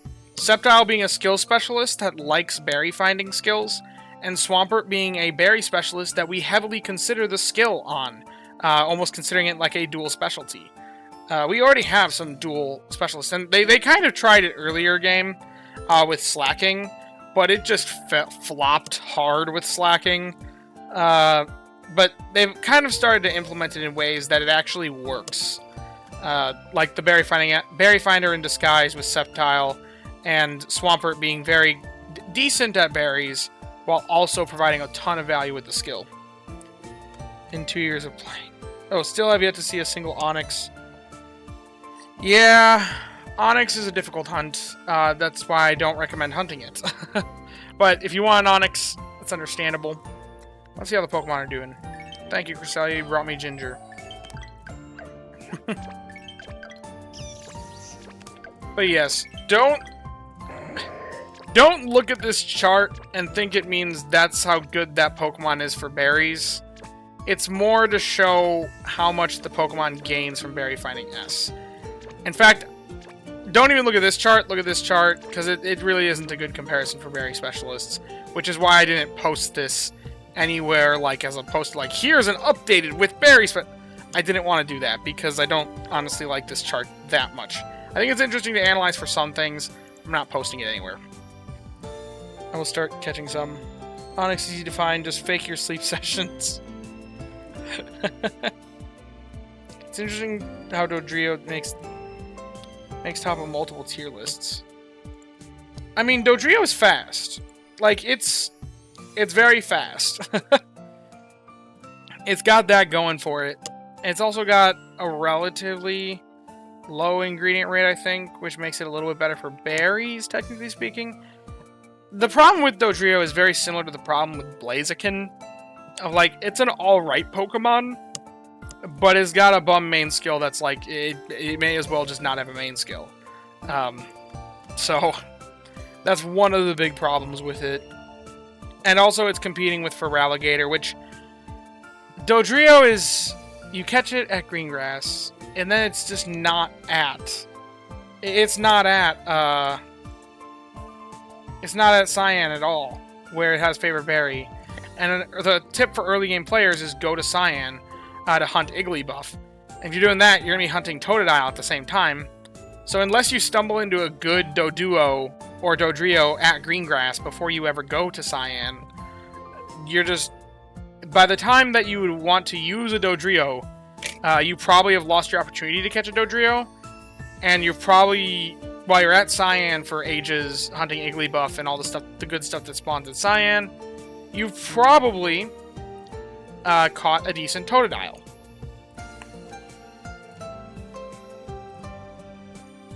So many players just don't ever get the real chance to really try to invest the Dodrio. Yeah, good luck hunting Doduo early. I've given up hunting Magnemite in my alt because so much stuff in Greengrass now, it's too hard. Yeah. Poor bird scammed by the devs. Love my Dodrio. It's an alright Pokemon. It's not terrible. I mean, if I do the... Here's how I evaluate berry special... Oh, whoops. Wrong button. You want Pokedex. The way that I evaluate how good a Pokemon, a berry specialist is, for determining whether or not its sleeper is legal, is I go in here, give final evolution, evaluate by total strength, and then do base main skill level, and then just go across here and give them all berry finding, favorite berry. And right now it's lagging a little bit. I probably should refresh the Raenon X page, but if I was to do that, I would lose my progress here. We're not too much farther along, so... if I do that, this is kind of how I use to evaluate where the Pokemon should rank. And when I set it up this way, and I usually say always max energy as well. When I adjust it that way, you can see that Blaziken, not that high up. Dodrio, not that high up. A big part of that is because their main skills are basically useless on berry specialists, other than some very, very niche circumstances. There are use cases for it, like it could be the Pokemon you swap in when you swap your healer off. if you have a very good healer and you take a very active playstyle that swaps around the team a ton. But generally speaking, you're going to be fine for energy. So them having the self-recharge is just kind of gone to waste. Yeah. It's a monster, but you can always find a duo on Lapis and then go back to Cyan. That's true. If you never find the Totodile of your dreams and you find a duo on Lapis, then you can go back. That's also very true. Or you can find Mudkip at top and then build up a $2,000 ribbon. I'm kidding. Don't do that. That's stupid. That's a joke. But yeah, here's how I generally... And if you make this comparison, it's in the top 50 percentile. It's currently not Sleepers legal by this evaluation, because Sleepers legal, the cutoff is... Wait a minute. I just realized. Oh, wait a minute. When I do the Sleepers evaluation, I also usually set berries to infinite inventory, which I actually have to refresh for that change to take effect, I believe. So I have a feeling Megas are coming next year. I cannot wait. I can see the case for Megas, but I can see the case for not having Megas as well. I think both have validity in saying, I don't think it's going to happen, or I think it is going to happen. It feels kind of weird in Sleep, but at the same time, there's a lot of hype around Megas, so I can see it being the case. But anyway. Huh, this is weird. Oh wait, level 65, current level cap. Base strength. I thought it made Banette legal when I did the last evaluation, but I guess it's actually the... Oh wait. Or did I evaluate for max main? No, I evaluated at base main skill. So, 50th percentile. I guess Dodrio is just below. I thought it was Banette that became legal, but I guess not. I guess it's actually Dodrio. I guess the comparisons are kind of weird here, but oh well. Hoping for week-long buffs. That'd be kind of neat. But yeah, it's like at the 50th percentile. It is the 50th percentile. Dodrio is. It's the definition of mid. Oh, wait. Berry finding S. Wait a minute. I did adjust it, but there's the change. I had to give them Berry finding S. Because it does make a difference, because Pokemon with a higher ingredient rate will suffer... Berry specialists with a higher ingredient rate will suffer more from... Comparatively, ones that have lower ingredient... Well, that's the whole thing with this chart that I was showing. If they have a lower ingredient rate, they benefit more from Berry finding S. And that's where it came from. So, when I make this comparison, which is the one that I grade whether or not our Pokemon are Sleepers legal, it is top 50th percentile. Dodrio is. It's not a terrible Pokemon. It's just mid. Yeah, it wasn't me setting the setting back. It was just forgetting to give them the sub-skill. So yeah, 9 to... Like... Yes, these ones are elite. You can see they're getting like 68k versus 59k, which I guess if I compare the best here, the Alola Tails is about 15% better than the Dodrio. But if Dodrio has Help Speed M, it's better than the Alola Tails. I have like 12 Mons named mid, half are shiny. Woof. What do my shiny... I have a lot of... I have one shiny named Sad. I don't name my Pokemon all that much. I still have yet to name my Sceptile, despite it being probably a new face of the channel. I gotta name it something with Giga. I think it was Giga Gecko was what a lot... I'm gonna do this right now. Giga Gecko is what a lot of people were suggesting. And I like that.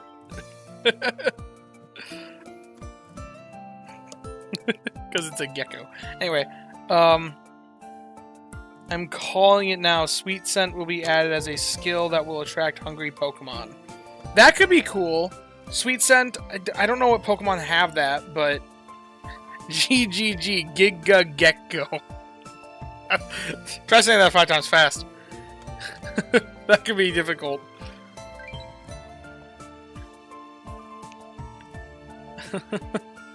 Sweet scent. What Pokemon all have sweet scent? Is that just Aromatisse?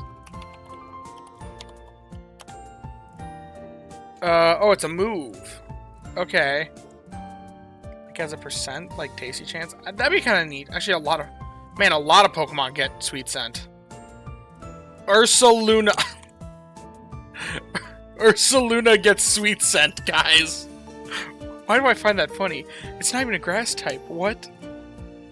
A lot. Yeah.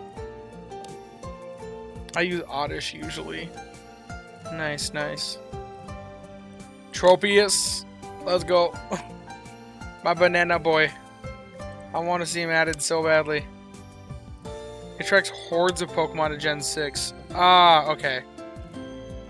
Yeah, I've seen Shiny Hunters use that in some clips. Ah, but it reduces the foe's evasiveness.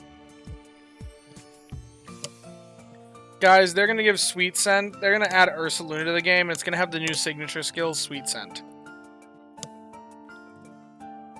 Because it can learn it by level up. Raptor, do you plan to do fan meetups? Probably not, unless we happen to be in the same area and it happens to work out. Like, if I had known someone who said, hey, I was at that Wisconsin Coldplay concert, I would have gladly met up with someone after the concert was over. But I don't really plan to do a meetup anywhere unless the channel really, really blows up or something. Then maybe one day. Do you have main skills that affect the morning hunt? Not yet. I wish we did. I think there's some interesting ideas there. Obviously, they'd have to be very careful when balancing, because one of the biggest bottlenecks is the rate at which we catch good Pokemon. But they're obviously making the rate at which we catch good Pokemon decrease over time as they add more stuff to the spawn pool. How does Salandit get sweet scent? Yeah, that's also a good question. Happen to be in Wisconsin, Alaska, or at a Coldplay concert. I'm not in Alaska. I'm in Wisconsin. You know that, Adrian. I just saw you last weekend. In fact, I think you have my address, but I'm not disclosing that on the channel for obvious reasons. Leave slim chances to meet. Salandit. It uses deodorant. That'd be a sweet scent. Depends on what kind of deodorant. Like men's deodorant I wouldn't really describe as sweet, but...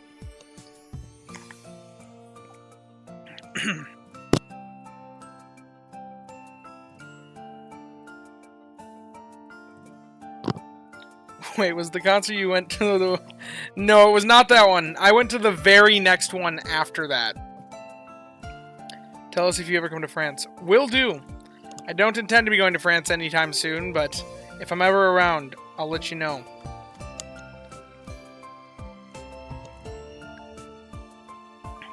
It's a normal type move, though.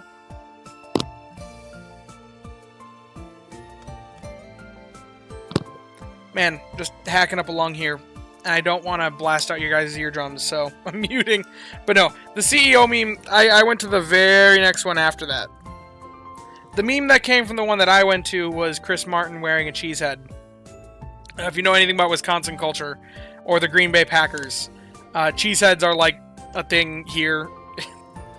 And there were some people that were there wearing cheese heads. They went up on stage because he invited them up because he thought the cheese head was interesting enough for him to invite them on stage with him, and one of them convinced him to wear a cheese head, so... Hard to go to the US right now. I don't know much about well, I actually know a lot about travel, but not what it's like to come to the US, more like what it's to go out. Oh, yeah.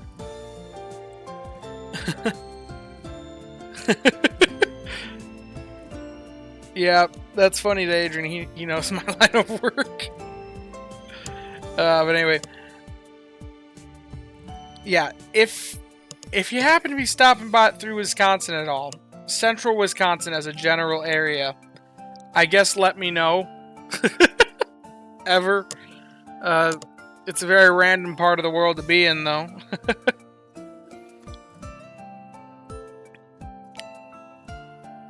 I'll name my Raichu Cheesehead. I actually have a picture. I posted a picture of Chris Martin wearing the Cheesehead in the Discord because I was talking with some other you guys that are in Wisconsin. Let's see. It was in not sleep related channel. Because we were chatting about it.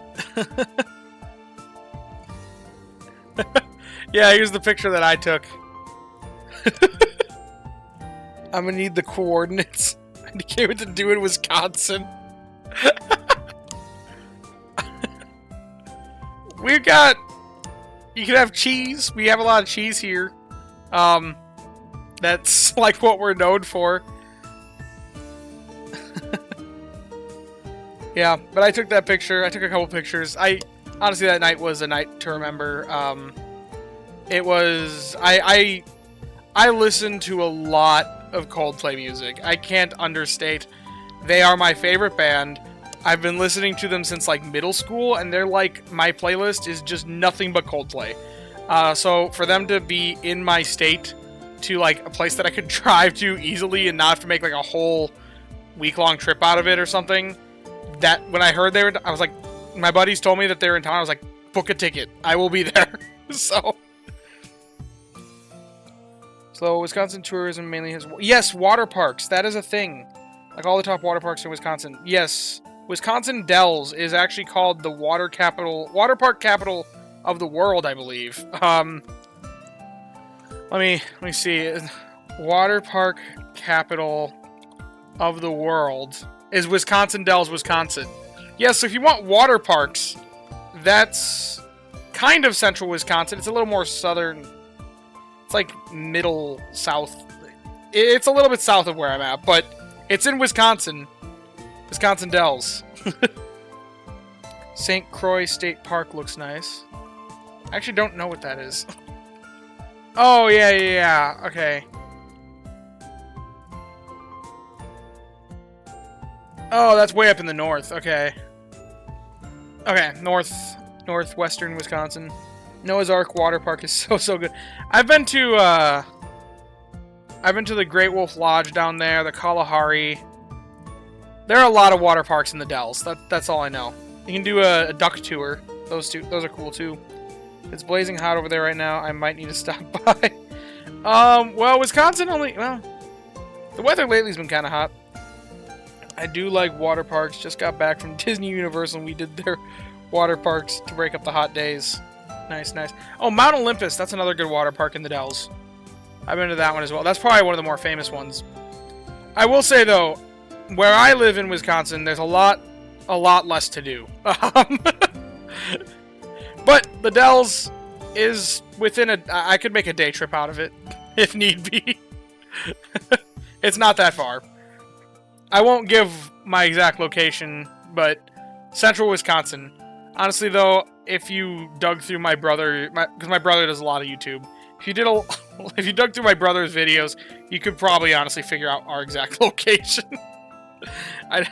I know he's had videos like him walking outside the house. I think our address might have actually been caught in like some of the footage at some point. So I wouldn't be surprised. We wouldn't be the most difficult people to dox. You know Stromae featuring Coldplay song? Do I? I don't know I don't recognize the name Stromae.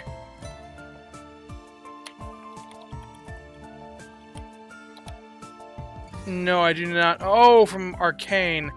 No, I do not know that song. Huh, interesting. I know a lot of the songs Coldplay has made. I don't know all their music, I will admit that, but I listen to a lot of it. Triangulating your coordinates now. I'm not saying it'd be easy to figure out my address. I'm just saying there are a lot of people that hide their address more than what my family has in the past. If someone was really dedicated, they could figure out my location. Which is honestly why I'm like, I don't care if my name's out there. It's been on screen before. I've said it before. My name's Joe. My IRL name's Joe.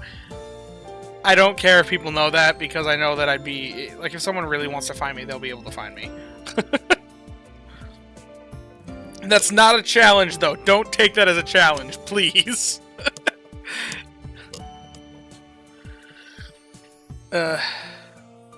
In the Dells, they keep trying to one-up each other, so it's like a Galagos of water parks. They've evolved past anything else. That's very true. Sleepy Joe. Joe? I'm not falling for... Joe is my name! I've actually worn in the past a shirt that says Joeism, the art of being Joe. I don't know the last time I wore that shirt, but I know I have it. I've worn it on camera before. Once again, because I'm not afraid of sharing my name. But yes, I'm the sleeper Joe. There's a joke about youngster Joey as well with the Ratatas. The rats. The rat squad on the sleepers. The sleepers is just youngster Joey's origin stories. But he's my alter ego.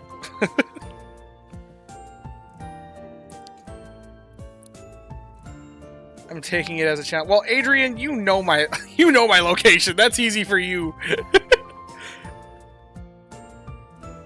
Changing my name to Jovo. Oh gosh. Thank you, Slovo. I'd be honored.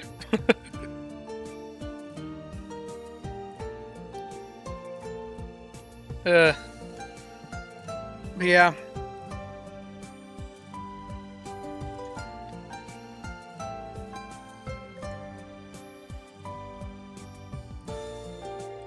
Cool. I'm still thrown off about Bonsley. But yeah. Velociraptor lives in my basement. That is not true. I wish it was true. That'd be awesome. I'd love to hang out with you every day. Be in your basement. But no, I live in a different basement. I am in the basement right now. I've talked about this before. Because, okay, there have been sometimes I've been like, oh, there's a storm coming through the area. If my power goes out, my power goes out. Because that's been a genuine concern before while I've been streaming. Because in this area of the world, we get some pretty crazy thunderstorms. And, you know, but I was like, but don't worry about my safety. I'm in literally the safest room in my house. I'm in the basement. There are no windows in this room. I couldn't be more safe from a thunderstorm. There's not a thunderstorm happening right now, but... Hello, any thoughts on trading or battling in sleep? How would it work? I don't know about battling. Trading, I said this earlier in the stream, actually. I feel like if they were to implement trading, it would have to re-randomize something about the stats. Because being able to trade stat for stat, that would just progress our... That would increase our progression so much faster. It's been really fun chatting. I should actually sleep. Like my Go++. Have a good night, Slobo. How old am I? Living in a bunker, no windows, real gamer talk. Yep, that's true. If the power goes out, it's Jover. Man, we had 4-hour lunches every day and discussed Pokemon sleep every day. What times? Yes, I miss those days, Adrian. If the power goes out, I'll be in pitch darkness, I'll tell you that. Because the room that I'm in, like I said, it has no windows. It may as well be the bunker of our house. It's mentioned his age in a vid, you can find it. I'm sure you can. Yeah, I have mentioned my age in a video before. Here, if you can guess it off of this hint, you'll figure it out. There's a Taylor Swift song about my age. I'm sure 90% of the internet, 99% of the internet can figure that out. Huh. Interesting guess there, Ubumalu. I'm sure people will start getting it in a moment here, but... Shake it off! Yes, my age is shake it off. I don't see how trading would make any money for the devs. Yeah, I mean... What's a Taylor Swift? I have a friend in my friends list named Taylor Swift. Anyway, I mean, they could make it use in-game item that costs diamonds that you get, like, a little bit... Or, yeah, that'd be a way to make money. Paid Pokemon sleep since or around launch, so he confirmed he's at least 2. That's very true. That is very true. In fact, you could take it a step further and say that I don't... I don't think I've ever had I haven't had a minor account on here. So, that can confirm that I'm at least 20. Because 2 years plus 18 is 20, so... I guess that's assuming that I didn't spoof my age.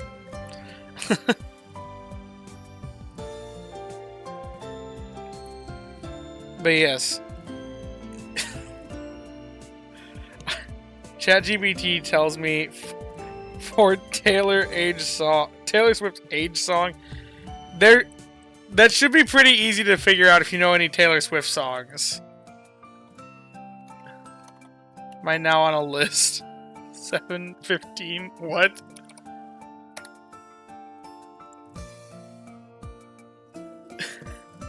ChatGPT must be really dumb then, yeah.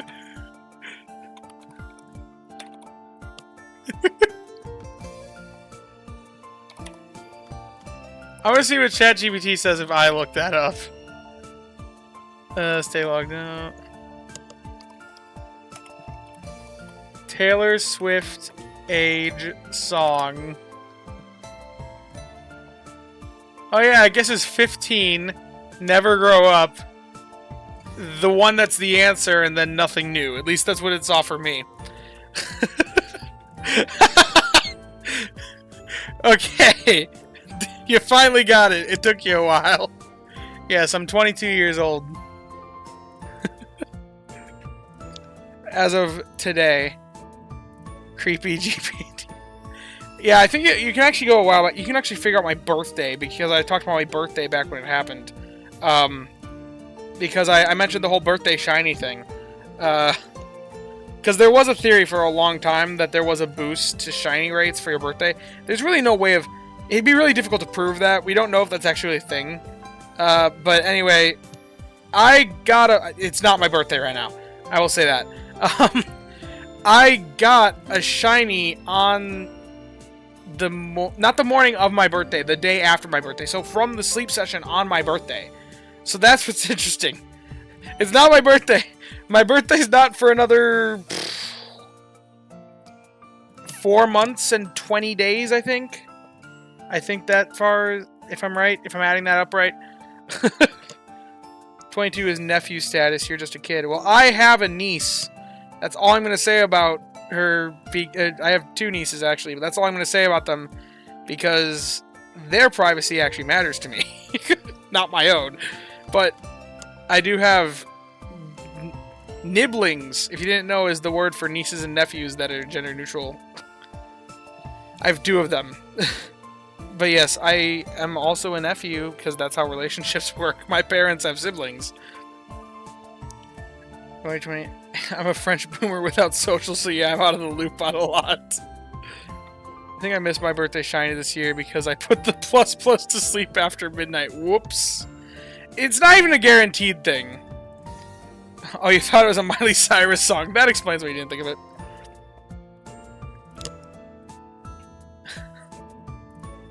Oh, you got Adrian Styles got his first shiny on his birthday. It's been an interesting theory. I just don't know how much validity there is to it, because there have been people to report that they didn't get shinies on their birthdays. So, I mean, and I didn't get it on the sleepers. So I don't know.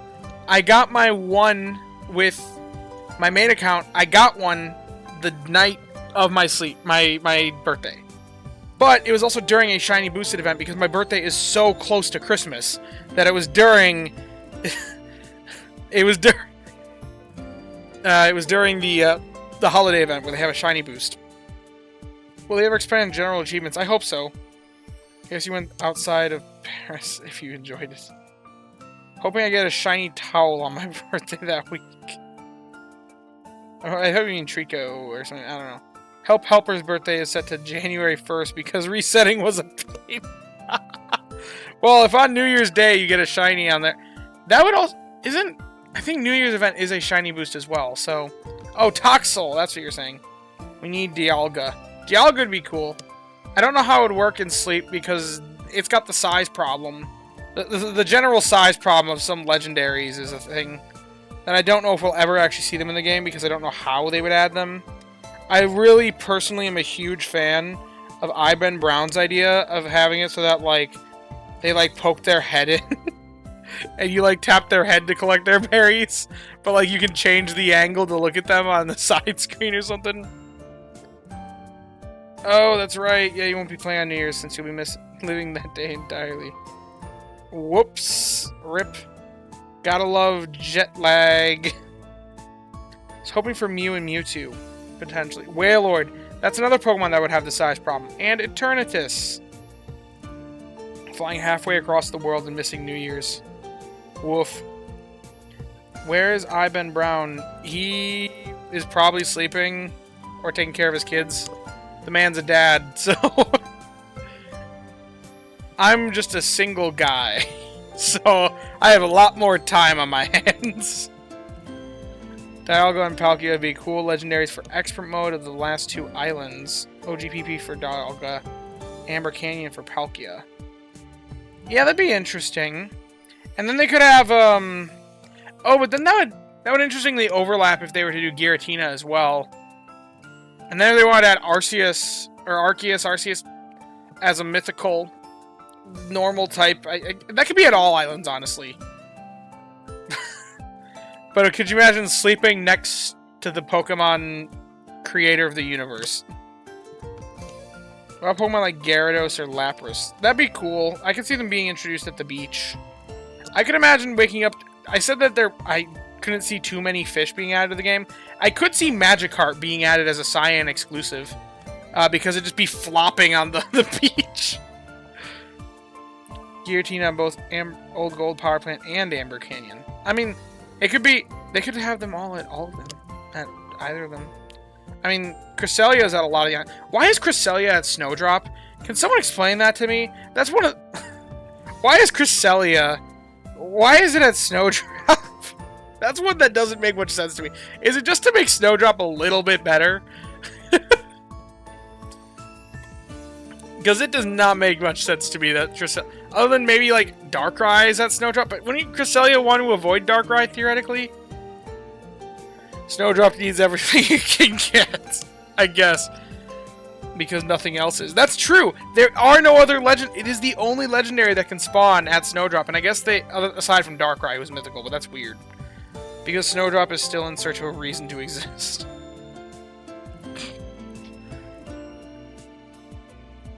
The spawn pool at Snowdrop is so sad. Like, it's... Out of all these... How many are useful? There's Pawmi, Rufflet, Happiny, Spheal Ghastly, I guess Psyduck, Mareep. But the thing is, all these are available at other places. I got my best natural crest at Snowdrop, no complaints. I guess Snowdrop is favorite aesthetics, and I'm devastated. Yeah. I mean, the Sleeper spends a lot of time there. I'm sure you love the Sleeper series. Actually, I know you love the Sleeper series, Adrian. Snowdrop is awful. Like, all the stuff that's good here is also somewhere else. So having maybe, like, early game Pawmi, but, like, this isn't early game. It's a weird, like, middle ground where this was the late game at one point. This was the latest island when the game was released. And you got to it, and it was like, why am I going here? What's the point?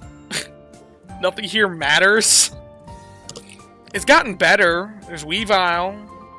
That's pretty good, but Expert Mode Snowdrop will have its spawn pool cut in half. Oh. I'm hoping they give boosted legendary rates in Expert Mode.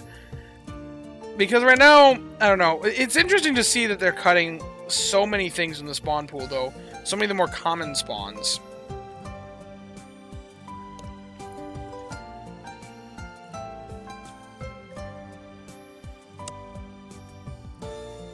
I'm more interested by the things that are being left out than by the things that are being included that weren't there before.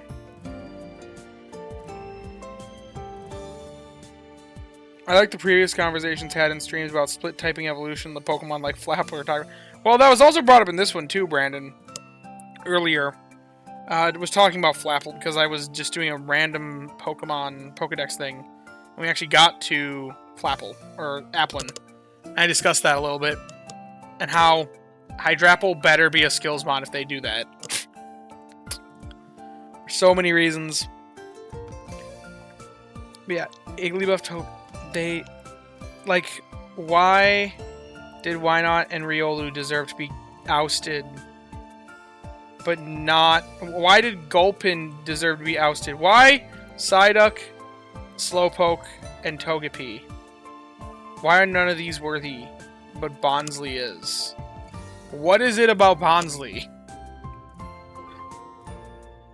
How do they evolve in main series games? Trading? Held item. I believe. Applin. It evolves via sweet apple, tart apple, or syrupy apple.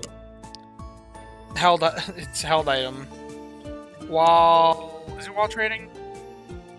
I think you just use the item. Well, Applin is slow. I don't know about the evolutions. Flapple, mid-speed, a little bit on the slower side. Appleton, I think Appleton is slow. Yeah, Appleton is slow. Hydrapple, on the other hand, is also pretty slow from what I remember. They're not the fastest Pokemon. Yeah, Hydrapple's pretty slow as well. Hydrapple's just... I like Hydrapple. It's one of my favorite Pokemon, not gonna lie. It's such a weird Pokemon to love, but I don't know, it's an apple with... it's an apple. It's also got an interesting design and not design and the design's cool. But it's also got an interesting design in the sense that it's got a really cool, unique move. Fickle Beam. It's a cool move, and I just like it. That's a funny line. Oh, cool. I'll have to go back and watch that part of the stream.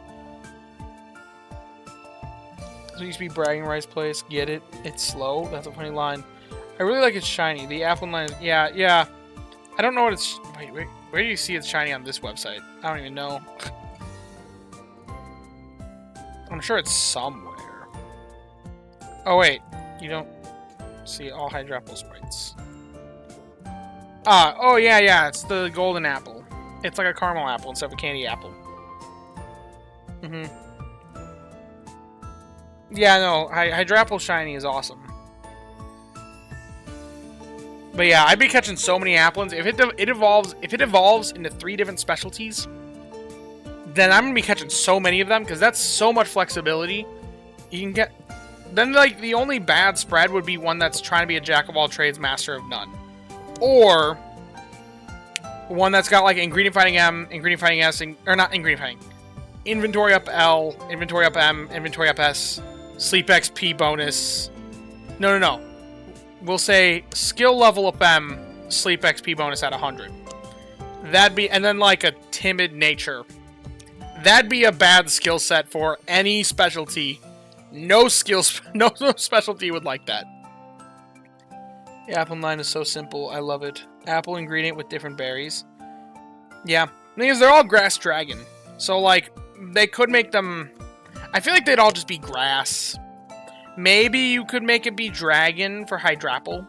I could see that. But I think the other two, I think lean more into grass for sure. Hydrapple, though, I can see dragon, but it's still definitely like an apple. Like, it's a dragon inside of an apple. Like, these look like dragon apples. This looks like a dragon in an apple. Maybe Bonsly gets mimicked too. I've just learned it can learn it in the mains. Yes, it can. We talked about this in a different stream as well. So it's kept on X promo green grass. Or just different specialties. Yeah. Different specialties, definitely. I would love to see them introduce a 3-split evolution. Tyrogue and Applin. It'd be neat. It'd be really interesting to see what they do with Tyrogue's evolution method. Like how it decides which one. Like, Applin's really easy, because it's just which item do you use. That's simple. That's what they do with Eevee. But if they do it with Tyrogue... Oh, I misspelled Tyrogue. If they do it with Tyrogue, it's all based off of, like, is their attack greater than defense? Is it attack less than defense? Or is attack equal to defense? How would they do that in Sleep? Hamilton is so cute. Yeah. The fat one looks like an ingredient mon dragon, like a berry. I would hope that if they do add them, they make Hydrapple the skills specialist, just because it's the only one that got three evolution tiers. But anyway, yeah, like these guys, what would they do with them? Natures? I guess they could make it with natures, or maybe like it has to have an ingredient finding subskill to become Hitmonlee, or it has to have a speed subskill to become the berry. Like, and whatever the ingredient specialist one is, you have to have an ingredient finding subskill unlocked to do it. Whatever the berry specialist one is, you have to have a speed subskill, or maybe a skill one, and then maybe any of them can become Hitmontop, the balanced one. I don't know. Less main skill seats. I'm with you on that. Yeah. They should make Hydrapple the skills line. I feel like Appleton fits more the ingredients one because it's like a full-on pie, and then Flapple should be the berry specialist just by default. These guys, I don't know. There's a bit less. I don't know. Hitmontop feels more like a skill specialist to me. Just off of vibes. I have no reasoning for that. It's all off of vibes. Hitmonchan, I guess, feels more berries, and Hitmonlee feels more ingredients. I don't know why. You can debate this. Just feels like I said, vibes. It just all comes off of vibes.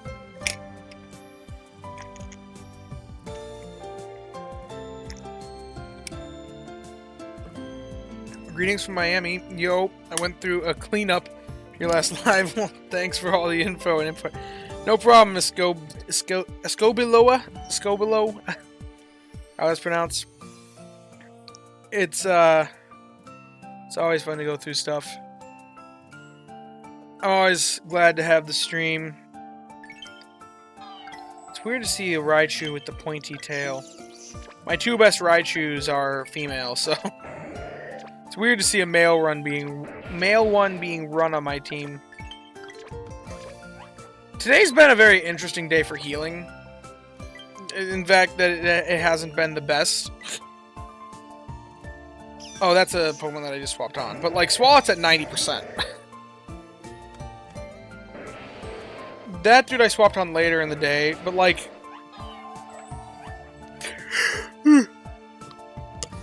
Swalot and Crest both have energy recovery down. So, this guy is the only one that's a basic one that hasn't been swapped around today. So, any Pokemon that started the day and are ending the day out are at 101 energy at 1 a.m. So, yeah. Just call me Esco. Can I ask what your name is? Or what you like to be known as? Well, usually in these streams I just go by Raptor. That's what most people call me by. But I was talking about this earlier. My real life name is Joe. Second time it came up today. But yeah. I still think it's funny that it says chosen boy. I should have just... Pomo. What a Pokemon. Can't wait to ditch it next week. Kidding. I mean, I will be ditching it next week because I don't intend to be going... I intend to be going to top next week. And pushing for strength, as I discussed in my video today, so... Your streams reach consistently 30 plus PG build now. Congrats, you're now officially a teacher. Welcome, class. Today's lecture, we're gonna say pity procs. I don't know. Write me a 20-page essay on pity procs. No, don't do that. Unless you really want to write me a 20-page essay on pity procs for some reason. In which case, have fun doing that. Good morning, back to bits. Good morning indeed. It is technically the morning where I'm at. But most people would consider this the middle of the night. Gotta love time zone differences.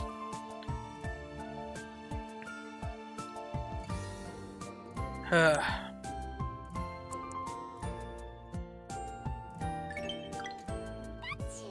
think it's crazy how many hours in vids you have compared to older channels. Once again, I'm a single guy. I do work full-time. I've got a full-time job outside of this. But I have a lot of time because I'm a single guy. Yep. I don't know what else to really say about that. I finished up with college. I graduated, got my degree, and then got a job that is very much so a job that I don't have to think about when I come home. But yeah. 1 a.m. for me, but as I work overnights, it's the middle of the day. Ah, makes sense. You almost have as many videos as came through. Yeah, but a lot of them are like 5-minute videos of me just reacting to whatever I wake up to. That takes 0 effort. My content is very low effort compared to many other channels. Any singles in the audience? Oh gosh. What do you do for work? Well, when I was talking about travel earlier, I actually work for... Well, I work at a call center. I won't say what the company's name is, but because I don't want anyone, I never know with the internet, people might do crazy things, but I don't want anyone spam calling it. But I work for a call center, for an insurance company. It's a very boring job. It pays the bills, and I'm very content and happy with it, but it is not my passion by any means.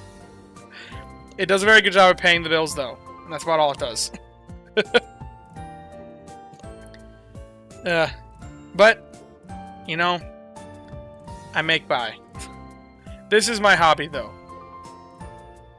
This is my hobby, and it's become, I'll be honest, ever since hitting 1,000 subscribers, it's become nice supplemental pay, because I'm actually making ad revenue off the videos now, since I hit 1,000 subscribers. YouTube has a requirement that in order to start making ad revenue, you need to have 1,000 subscribers and 4,000 watch hours within the last year. And I'm past that point, so I'm now making ad revenue, and it's been nice supplemental income. I could not live off of it. Dear gosh, that would be well below the poverty line. But for doing it I was gladly doing it for free. I'll continue to keep doing it. And I'm not here for the money, I'm here to have a fun time. If I was here for the money, the content would look very, very different. But yeah. Soon full-time job. That's life. Working, paying bills, and playing Pokemon Sleep. Agreed. Sleeping. I am so excited to pull off my air mattress tactic next weekend. You guys don't even know. Buy yourself something nice on us. They don't call him Poverty Raptor. I don't think anyone's calling me that. I don't live in poverty. I'm making decent. I'm doing alright, but like I said, it's nice supplemental income for hobby pay. The hobby's paying for itself now. I've made more than enough to pay for the premium pass that before was coming out of my income. I guess it's still technically coming out of my income, but now I just have more income. Capitalist Raptor, the return. Yeah, the whole reason why I delayed the news, and I do have a slight delay on when they get released now, like all my news videos. I used to just upload and post right away. Now there's a slight delay because I try to give it like at least 30 minutes or so that YouTube can do its series of checks so that it can get approved for ad revenue. But do you focus your grind on Berry Island mons or more ingredient based to hit those big numbers? Generally speaking, I've kind of identified a few key ingredient specialists that I notice synergize particularly well with my box, and focus down those ones to get them to level 60 as soon as possible. Everything else, though, primarily just goes to Berry mons because they're the ones that gain the most from levels. Let's see, at least not biscuit poverty. 3 of 6 streams in a week, crazy. Yeah, I mean, I wasn't planning on doing a stream tonight, but work was very busy. I was intending to actually work on the Crestminster because I need to get that done. I need to set a deadline for myself. I'm done with mining, and that's it. I'll be honest, I got through mining, which is maybe like 1/10 of the submissions. I still have to get through Plusle, and then start on the behemoth that is the Hoenn starters. So, yeah, you're 3 out of 3. Indeed you are. I remember you being here, at least the last one, Noah. Don't remember how many people were on Monday, or was that Monday or Tuesday? I don't know, the days kind of all blend together. But yeah. I'm excited to see how the next week goes, and Okay, wait. I'm gonna post a poll. Maybe someday the channel will support you to become a whale in game. Ooh, I don't know if I can. I don't want to whale the game. It just speeds things up. But yeah, it's a very similar pool of 30 to 40 people each stream. Yeah, that's about the case. But anyway, this upcoming weekend, not this upcoming weekend, the weekend after, the Good Sleep Day. I'm taking bets now. Who thinks will the air mattress strategy successfully get me the channel logo? Sleep style. Options: yes, no, maybe. Starting poll. Do you guys think I'll be successful?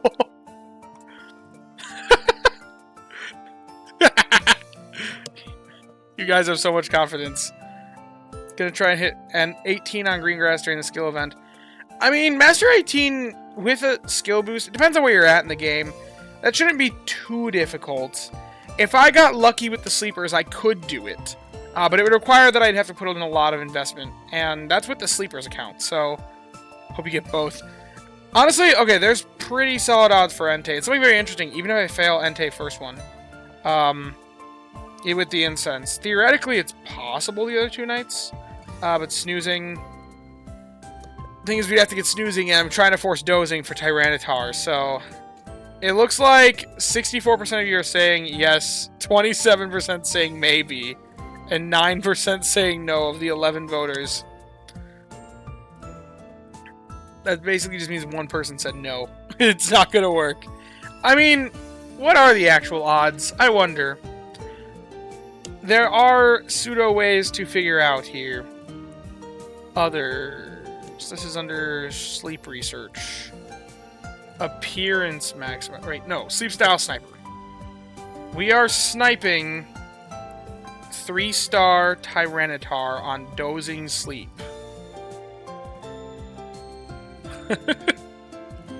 Drowsy multiplier 200. Because it's from that one night. We're looking at like, we're going from like 2 million to 3 million Snorlax strength, somewhere in there is the goal.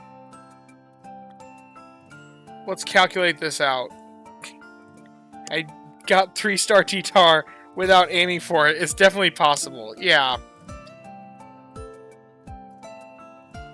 The odds on any given night at that point is around 10%. In fact, it's pretty flat from 2 million on up, so... Interesting. It takes a weird dip there. I wonder what I wonder why that's the case. Then it seems to flatten out around 1 in 10. So the odds are normally 10%. If I get 3 nights in a row of dozing sleep, at about 10% odds.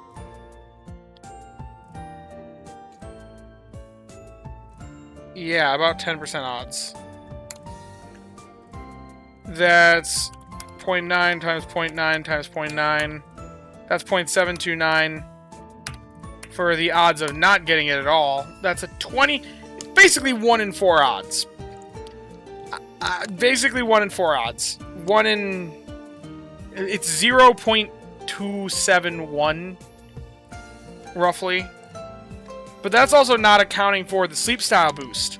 The boost to the new sleep styles, which hopefully should get me a better chance at getting the T-Tar.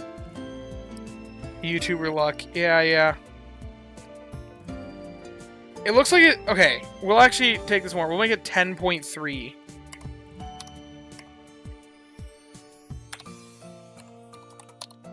Okay. 0.897 times 0.897. So yeah, it's a 27.8% chance that we don't encounter it. Or it's a 27.8% chance that I do encounter it. Just over, technically. Which is roughly 1 in 3.6. 1 in 3.6 odds. The odds... That's still not in my favor. But remember, it's skewed because of the Good Sleep Day event. So... It is skewed because of the Good Sleep Day event. This should be higher.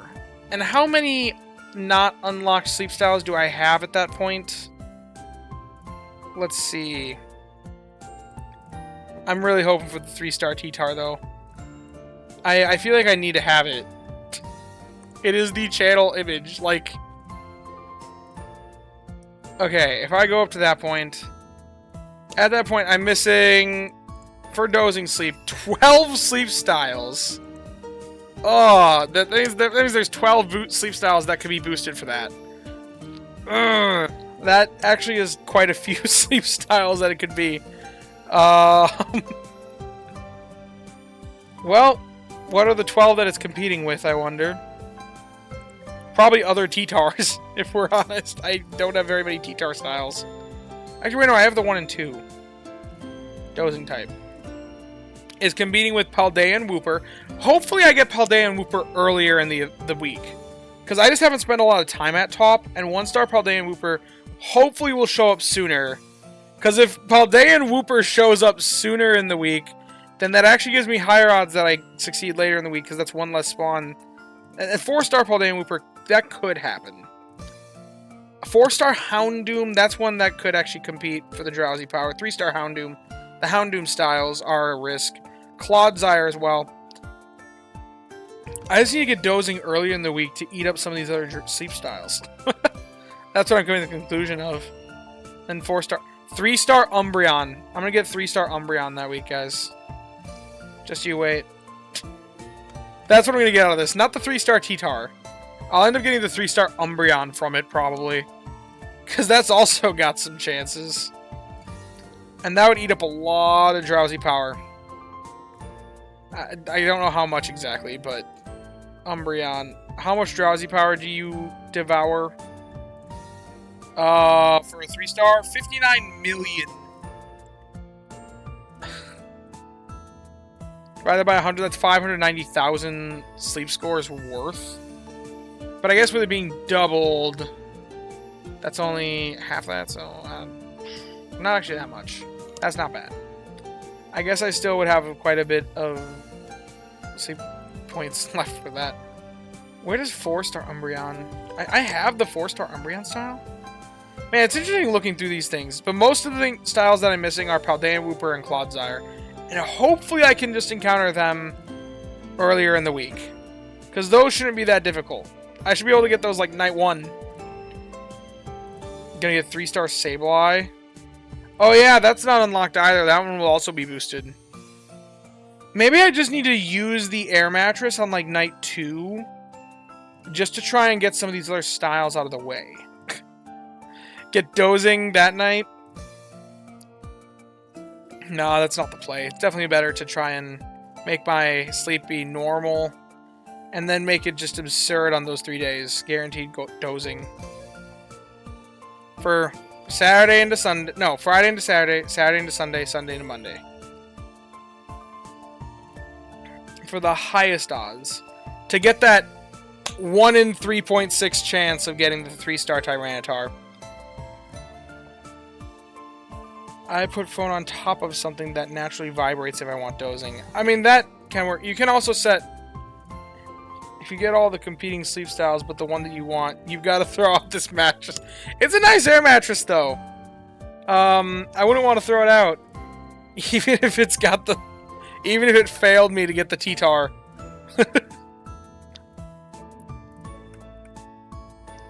Even if it failed me to get the T-Tar. Adrian can attest. I used it in his, at his place. And it did, in fact, give me dozing. As I expected. I accidentally ended the music. That was not intentional. If you get rid of it, I want it! Yep, if I was getting rid of it, I'd give it to you there. But I'm not getting rid of it, so... Oh wait, it just got rid of the music. Oh, there we go. There we go. Got it back.